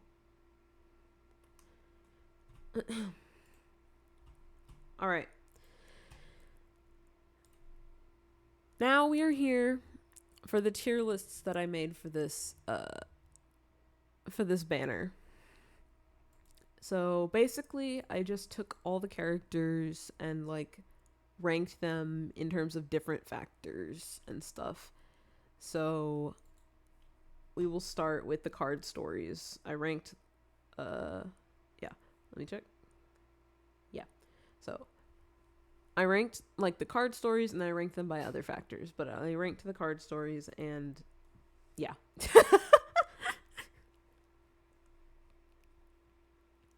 You thought I was gonna choose one of the card stories? Hell no. Absolutely not. The card stories are all too good in their own right. I might have like some minor gripes here and there with a couple things about these cards, but you ain't getting me to rank these. It's been a minute since I've been so thoroughly interested in a group banner for Love and Deepspace, and this did not disappoint. This one, I just like, I mean, I said everything already, but like, this one was insane. Genuinely, every single one of the cards was good, and like, I was thoroughly interested in all of them as I went through them. And like, it was such an interesting world setup that they made. It was such an interesting concept. The world building they did in every single card story was so interesting. The dynamics between the love interests and MC were so good. The way they were able to both like capture the like familiar sense that we have of them in canon, but also giving them like a fresh take that wasn't overwhelming is also really good.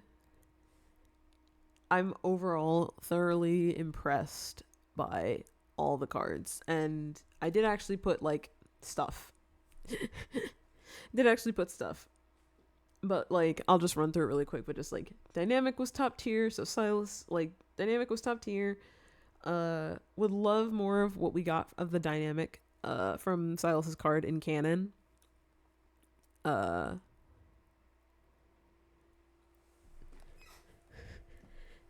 Oh yeah, Xavier technically has silver hair, quote unquote. I always saw it as blonde, so like, they draw him so many times with silverish hair, but then also give him blonde hair in like his model and like a couple other chibis, and I'm like, bruh.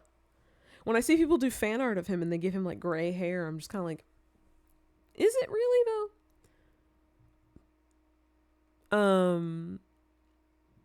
But yeah, the Kindled paired really, really, really, really well with his like story and everything, because why he had to be chained up the way he was, we will never know. But the reasoning was all because of him going into that frenzied, like, out of control state, and he did that to him. He like put himself in that cage because he didn't want to hurt anybody. Why MC decided to go in the cage, we'll never know. But we got good fan service out of it, so in the end, it's a win for us all. But yeah, like I said before, the writing, the intimacy, all of it was just perfect and like top tier for me. Silas's was just so good. Caleb's, like I said, really enjoyed the version that they made of their like whole childhood friend aspect. Him being a more openly flirty with MC was just so nice, because I know we won't get that in MSQ for now, but like, that was so refreshing after all of the painful slow burn and all of the angst that we have been through in the last 2 months. Interestingly glossed over his yandere spy cams, but solid card. I just think that if we were gonna go full on like creepy yandere, like, watching her, we should have talked about it more. They just glossed over it so quickly. Yeah, thank you for hanging out, Ray. Take care. I just think if we're gonna mention that he was being a creepy yandere, like, we should just talk about it. Let's just acknowledge it. It's like, let's just get it out there. Let's just air it all out. But they just glossed over it. But again, solid card. Raphael's story was top tier. I really was so engrossed in the entire story from start to finish. Um, Opera Singer Incorporation, which was fun. Because for me, Opera Singer for him kind of comes from the whole fact that he's like fish, merman stuff, and so like the siren song type of thing for me. But yeah. The lies and the hate and the betrayal and all of that was really refreshing for him, and I'm glad that we got to see that side of him. It's very good, like, contrast between his normal, like, flirty, playful self and, like, getting to see him actually angry and stuff. Like, that was really nice to see. It was refreshing. And, of course, just his bond with MC. Top tier. Truly. Genuinely impressed by Zane's card. Story was really engaging. I was interested in everything that was going on. And it was nice to see Zane put into this kind of more sexy, like, tone and stuff like that. And because like I told you guys, I'm not really a Zane girly. I don't really see him like that. But, you know, this made me like, okay, I see the vision. Zane girlies, I see the vision. I see the vision. I see it. To all the Zane enjoyers, I see it. I truly see it. But yeah, as usual, he's the closet freak, but just in the closet no longer when you get to the Kindle. That is basically how he is after you get, when you get certain cards. Reverse Senpai dynamic with Xavier was fun. And the way it was slightly twisted for both him and MC. Yeah, the way, like, both of them were a little... Well, like, MC was a little twisted. Xavier was a lot twisted. His tendencies... I forgot I wrote it like that. His tendencies maxed out and made him yandere. Yeah, pretty much. And then I just put enjoy the writing. The writing of the card was good. It was fun to see, like, that kind of... I don't know. Like I said, that reverse senpai dynamic and just, like... They really got all the themes across. Well, I don't remember what the next tier was. Oh yeah, the Kindleds. Silas gets first, just without a doubt. I'm sorry. Kayla's, I mixed their names. Caleb's was second. Zane was third, and then Raphael and Xavier tie for fourth. I just realized Kalis is a Star Rail character. Star Rail squeaking in there. But, yeah, so Silas is for me. Spicy level's wild. I mean, to be fair, he is chained up in a cage. That's all I really need to say. The voice acting is kind of what got me, because the JP and the English were just so good. But I'm not sure, like, I just think because I'm so biased to the JP dub, like, the JP just really sold it for me. Also, another reason why he's first, his whole ass character theme was remixed in this card. Like, excuse me? They remixed his theme. I could not believe when I heard it. I was like, wait, I know that song. And we don't hear that theme like anywhere else right now. And I'm just like, that's so sick.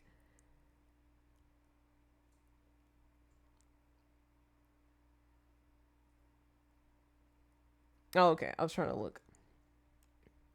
But yeah, his voice lines for the good and bad ends of the bite segment were perfect. Yeah. When he tries to like lunge for you the first time, all the lines he says there for both the good and bad outcomes, really, really well done. Caleb, I said the way they tapped into his crazy yandere was wonderful. Indeed. He got to be a little more unhinged than he would normally be in MSQ. Both the English and JP dubs were really, really good. It's nice to, like, I don't know, hear his English voice actor, like, kind of lean into that crazy vibe, because, like, I feel like he's used to being, like, very playful. So it was really a nice change of pace. And his scenes were just the right amount of spicy. I did put, yeah. They gave us a nice amount of spicy while it wasn't, like, overt or, like, it wasn't too much. But it was very nice. And his animations, God. I think his animations might be my favorite. Like, they were so fluid and natural. Zane, the Kindle almost had me swerving. No, The Kindle for Zane was kind of crazy. I was kind of shook, not gonna lie. Um, like he was down bad. He wanted MCA bad. Yeah. All I can say is this down here. Just rotating this one in my brain for a while.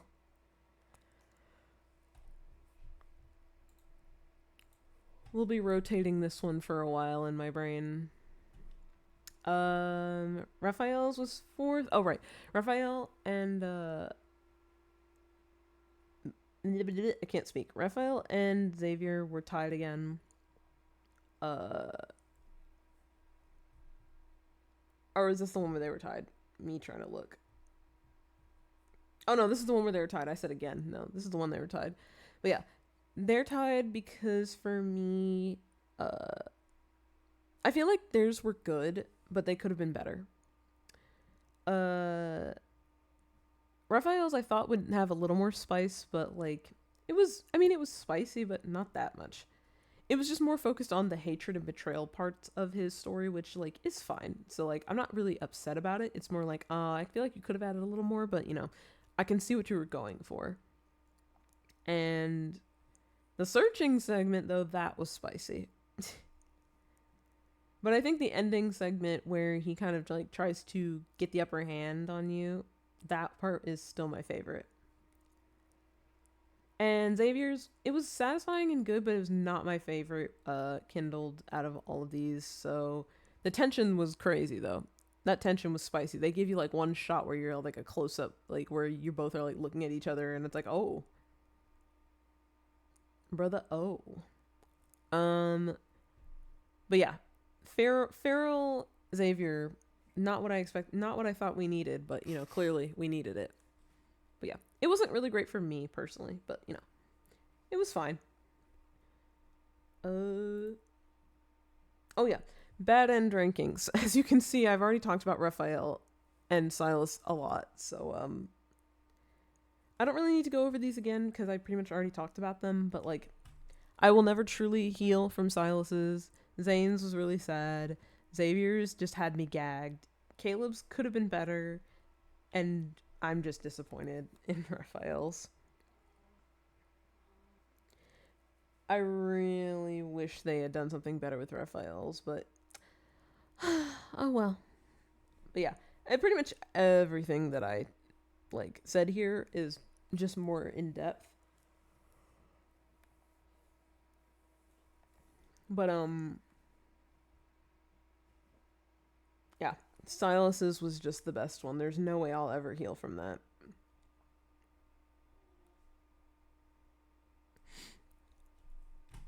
And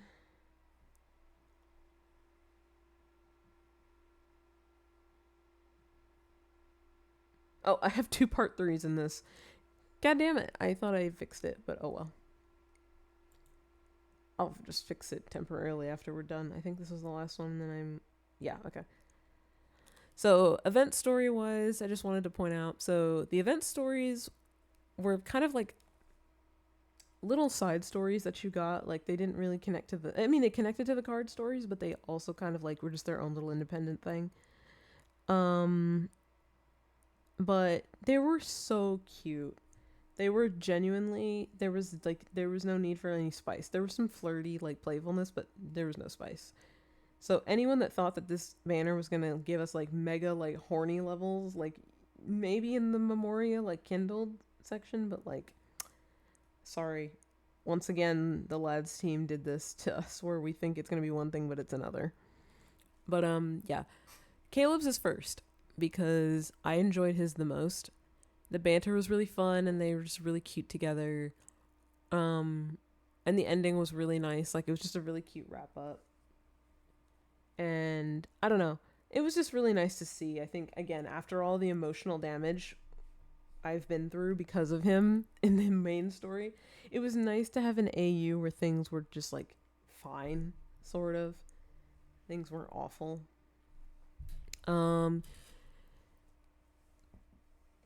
The Raphael story was very like typical to him. It was very playful, very much like very banter, like a lot of teasing. It was really cute. There was still like some subtle like flirty tension between them, but it was just like it was really cute. And I was just like, it's nice that like no matter if he's in AU or if it's canon, he's still just playful and teasing. Um, the ending was very cute and it was a nice little wrap up. Silas's was third. Literally just being the stars of an action movie was what I wrote, and that was correct. They literally did a car chase, and like Silas was like out the window, like shooting at the people chasing. So I'm just like, this is an action movie. This is like a Mission Impossible movie.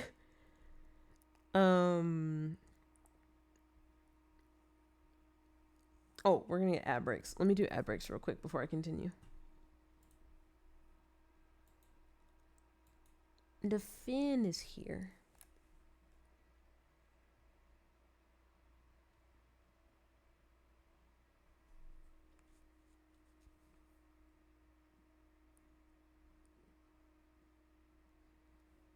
Hi, fan.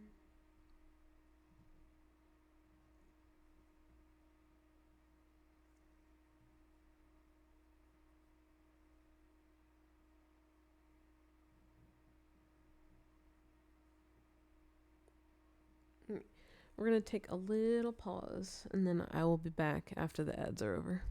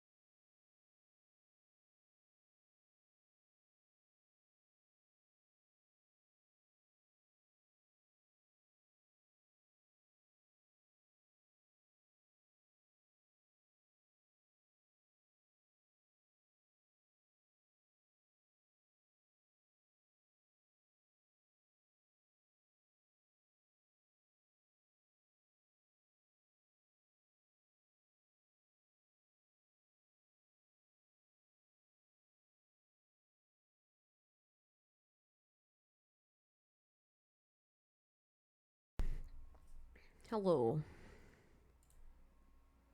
Okay, where was I? I hope you all made it back from the ads safely. Oh right, we're talking about Zane. Oh no, we're talking about Zane, or were we talking about Silas? No, we were talking about Silas. Okay. But yeah, Silas's was very good. Like I said, action movie vibes.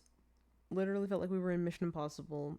There was like a nice little bit of like flirty playfulness, but there was so much cuteness and silliness, and I enjoyed that because it's always nice to see that side of Silas that's more like that can be more like goofy or just like more like it's just very opposite from like the typical like intimidating quote unquote like appearance that he has, and I really like that. The ending was okay. I was a little disappointed, but I think it was cute. But at the same time, I just think it could have been better. But it was okay. Zane's was really cute, and I like that it focused a lot on him and the fact that he loves sweets. Um, I always think that's really cute to point out about him. But the romance section, very, very cute. And I thought the ending was adorable. Also, yeah, love a couple and their pet turtle. Because that pet turtle that, like, was throughout this story and in his card story and just everywhere, we shout out to that turtle. Because it never got a name in English translation, so I don't know if it had a name in other dubs.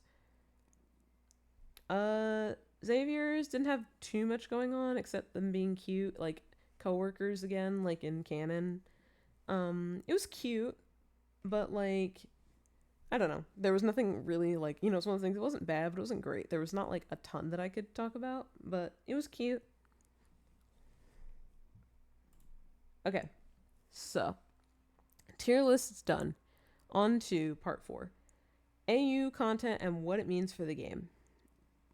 So this was just something I wanted to talk about. This is basically like the wrap up, but this is something I really wanted to talk about. So our very first AU is here and it's canon. Basically, from the screenshot over there in the top left that I shared, it said recently strong magnetic fluctuations cause instability in the deep space tunnel's energy field. Studies show that the imbalanced energy within the tunnel is interacting, possibly creating new pathways. This is their way of explaining that the deep space tunnel is creating AUs. Because the deep space tunnel, from what we've seen, is how we were able to get these quote unquote looks into the past lives of the characters. And so, as well as MC. And so now it's creating AUs, which means that we will most likely be getting more.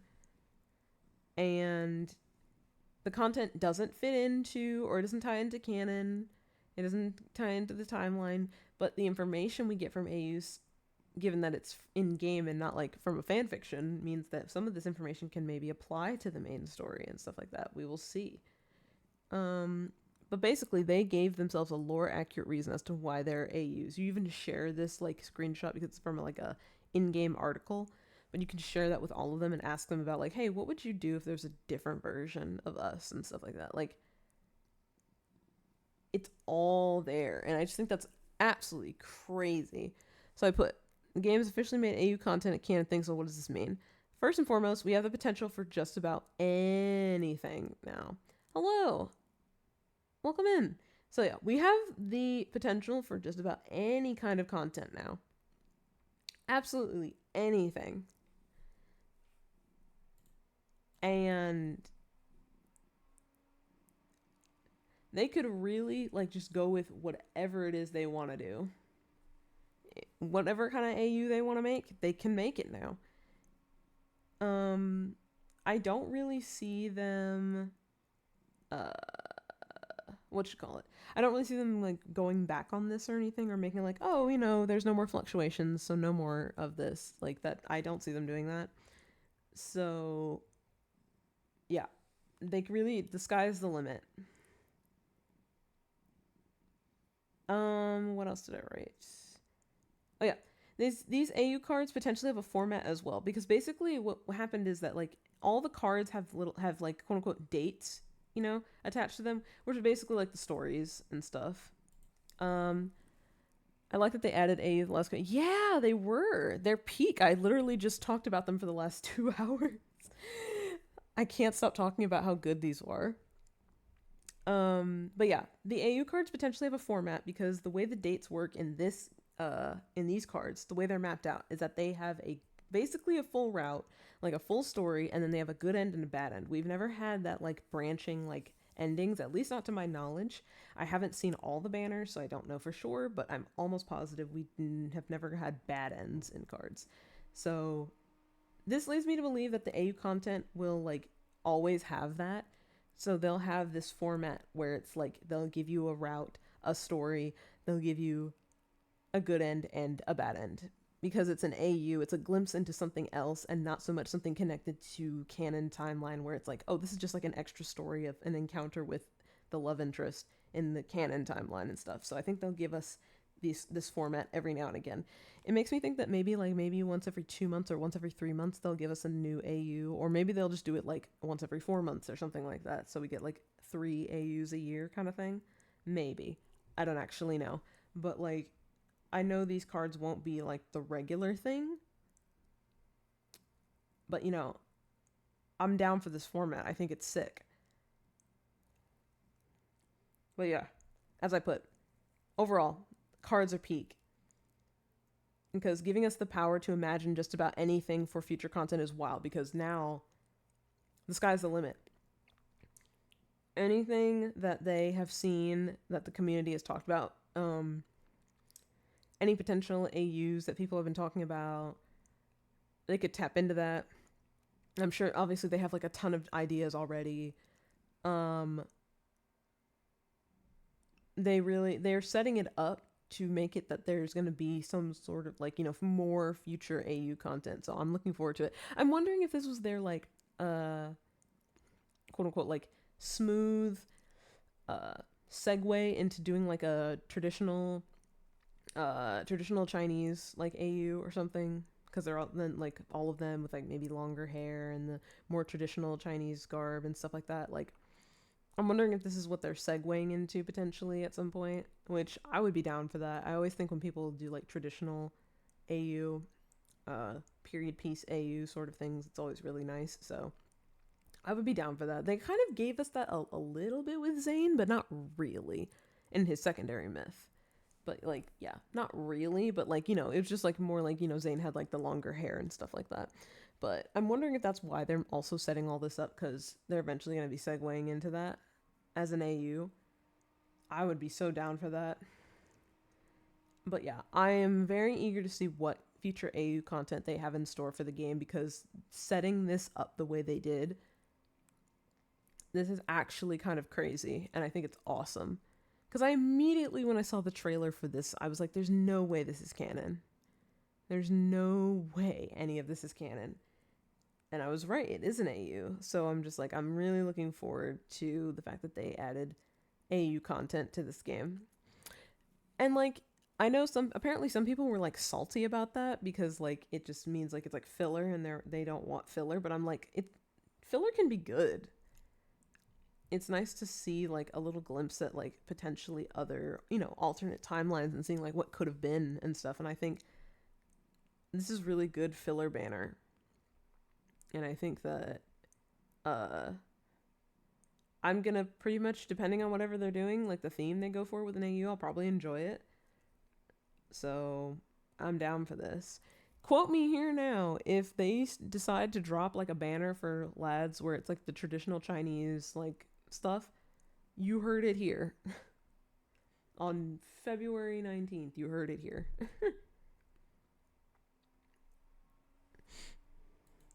But yeah, in conclusion, these cards are absolutely peak. This banner is absolutely peak. I got everything that I wanted, really.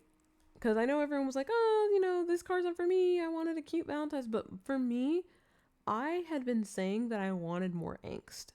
Because Love and Deepspace has really given us a surplus of cute cards, romantic cards, sweet cards, and spicy cards and stuff. But we hadn't had really like super angsty cards. Not like ever, obviously. Like we did get like the ones from the branching paths in the main story, which were like a little more angsty. And obviously the myth cards are like angsty and stuff, but like we just don't really get angst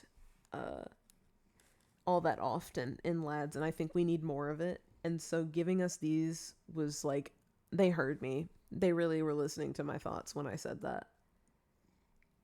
And I don't know. I'm just really glad that these came out. I love everything about it. The aesthetic's great. The aesthetic's great. The cards were great. The writing was great. The voice acting was great. The Kindles were great. The Bad Ends, that was such a cool addition. Music was great. The event was fine. Like, I'm usually not too big on when Laz does events, but like this one was fun. And the little platformer game was fun. Yeah, everything was great. I really don't have all that much to complain about, and everything I did feel like complaining about, I put in here in the presentation. But yeah, I think that's it. I feel so much better now that I've finally gotten to yap about this. For real, for real. This PowerPoint was going to be shorter. I was just like, I knew it wasn't going to be quite as long, but like, I had to talk about it. And I enjoy getting to yap to you guys about the current stuff that's going on with lads. But yeah, conclusion, peak content. Absolutely peak content. I could not have asked for anything more. This was wonderful. Truly, truly wonderful.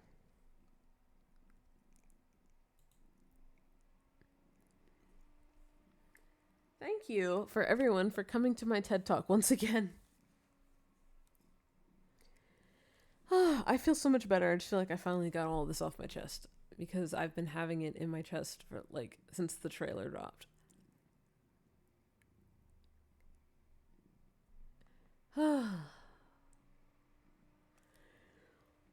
Honestly, I'm gonna be sad when this banner ends. I'm still satisfied I pulled Silas, Caleb, and Raphael. I got all three of the guys that I love and want. And yeah, I'm super, super pleased. I don't think there's much else I can say about it. Good yap session, 10 out of 10. I'm glad. I'm glad, Moth. I'm glad. That's really good to hear. It's nice when I know you told me like you're like, you don't play lads, but like, getting to hear about it, like it's still cool, like interesting to hear about. That's always my goal, is that even when certain people don't like play lads, they can still hear me yap about it and get like at least a decent grasp on how things are and whatnot. And I'm just like, man, I don't even know what to say. Like, or I don't know what else to say. Like, it's just so very, very good. I'm gonna miss this banner when it ends. Of course, Lads is gonna keep putting out really good content. As far as I've,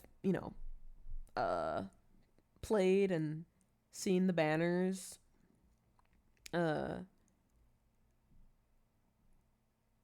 even banners I wasn't all that interested in, the content was still really cool. So like, I'm looking forward to whatever they have next. I would like to have a break from group banners though, because this and Nightly Rendezvous back to back for group banners is kind of crazy.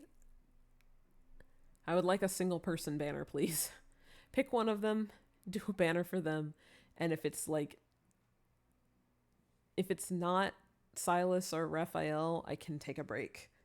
I mean, I kind of would want to pull maybe if it's Caleb, but like, even then I have the potential of skipping. So I'm just like, please give me a break. Maybe I can cope like a little harder if I just huff a little more copium. Maybe they'll rerun Sea God Raphael. Maybe they'll rerun the secondary myth cards that are limited, and I can get Raphael's myth. That'd be really nice. I love this type of stream because I can just have you on the background yapping out a game I know nothing about and just do other things. Background noise streams sometimes are the way, and I like that I can provide that for people. I've heard that people like the sound of my voice. They think it's relaxing, so I hope that it's relaxing for some people. But yeah, I'm gonna cope. Maybe they'll rerun the secondary myths finally, and I can get Raphael's. I really, really, really, really want it. I kind of want Xavier's too, but I'm not pressed if Xavier's isn't like something they have planned. And I can't tell you how much I regret not pulling Silas's dragon cards so much. the second those are available or coming back, trust. On God, trust. I will do everything in my power to pull those cards. Because I am never going to go through that feeling, that terrible feeling of regret with Silas ever again. It sucks too because it came out around my birthday too, you know, like that would have been so nice. And I just wasn't playing at the time.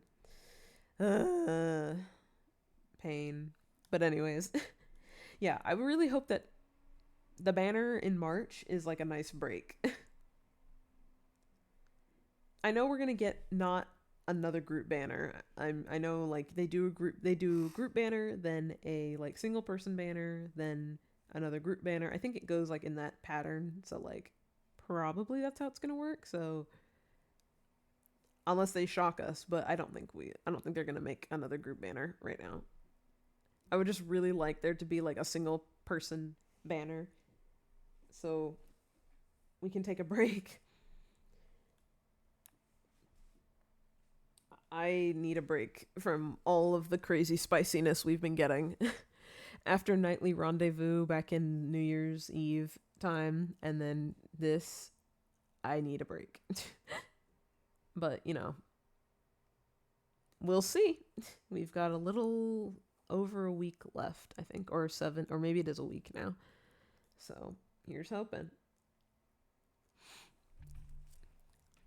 But yeah, that's pretty much all I have to say. We went for 2.5 hours, so that's pretty good. That's kind of the amount of time I thought. That's pretty much everything I had to say. And I think yeah. I once again love this game. Oh right. YouTube outro. I almost forgot. I would have had to re-record it.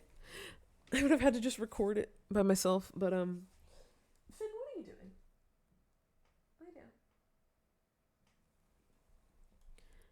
I can go for another hour. I need to finish this pixel art. Yeah. I had initially planned that if I had finished yapping I would play a game, but I do feel slightly tired, so like I think we'll save that for another time. But I think that this game is just so good in what it puts out.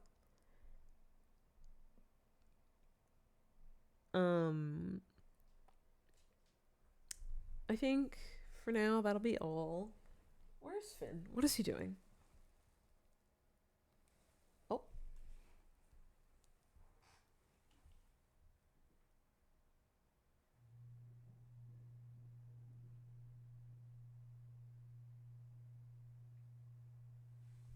I thought he spotted a bug on my floor.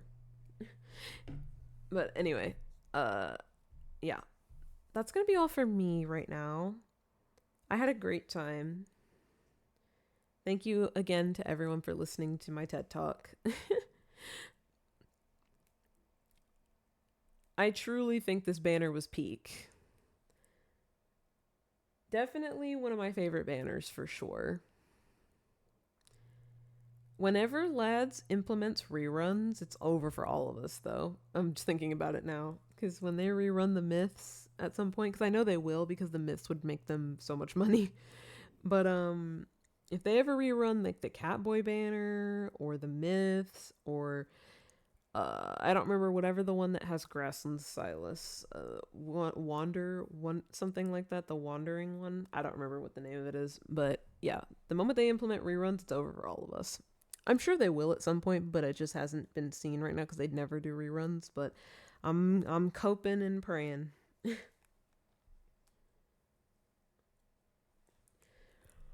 But yeah, that is going to be it for me. Thank you again. I've said thank you like 500 times, and I'm going to do my YouTube outro, and then we're going to raid somebody. Let me just see who's streaming first.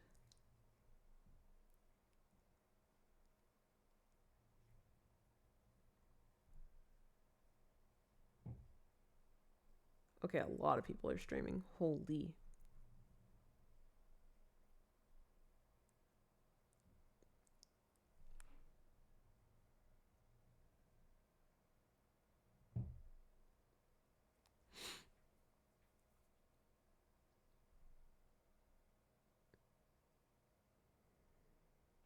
Okay.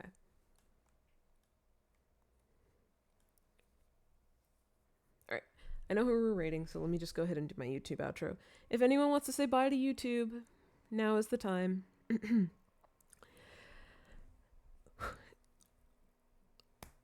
That is going to be all for this latest edition of my Love and Deep Space Yap sessions. But if you enjoyed, again, please make sure to leave a like on the video, subscribe, hit the notification bell, all that YouTube jazz. I have had a great time with this banner, and I hope you all have as well.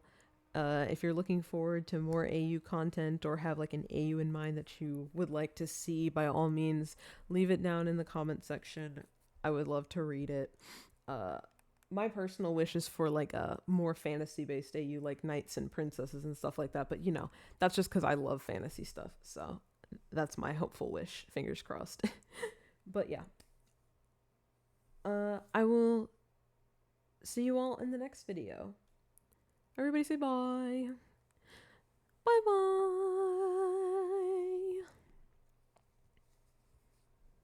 Okay. YouTube video will be up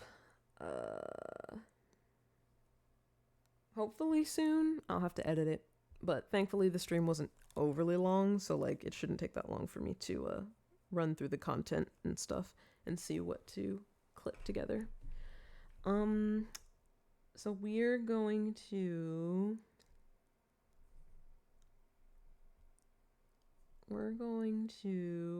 hold on. I'm trying to make sure is the person still okay.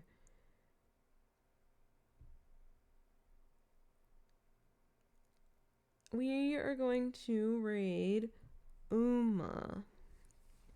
If you don't know Uma Arctos from Astrolog, we're gonna go and peep in. Uma is apparently doing animation art stream. So let's go and say hello. Thank you guys again for hanging out with me for the umpteenth time. It makes me really happy that you guys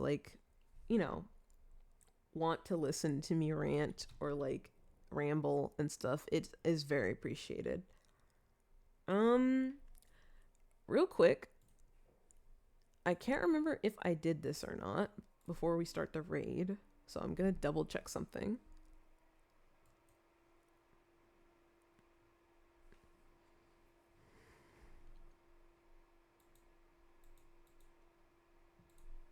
Did I or did I not set this up? I did not. Okay. Anyways. One of these days, I will remember to set this up. You know what? I'm just going to do it after stream. And I will test it after stream. Or you know what? Actually, I'm really tired. I will do it tomorrow. That'll be one of the first things I do. I was trying to set up a command for my raid message, but you guys have seen it before.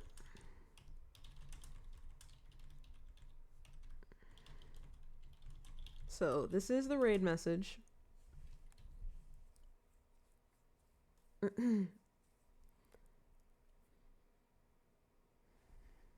So let us go and raid Uma. I will see you guys in the next one. Probably won't be streaming again till next week. If I can, I might squeeze in a stream on Friday before the movie night, maybe, but no guarantees there. So if not, I will see you guys next week. You know, I was just talking about I need to set up a command to just prompt it so they can just put the raid message in chat for people. I just keep forgetting to set it up. I've mentioned it at least 3 or 4 times where I'm just like, I need to do that, and I keep forgetting.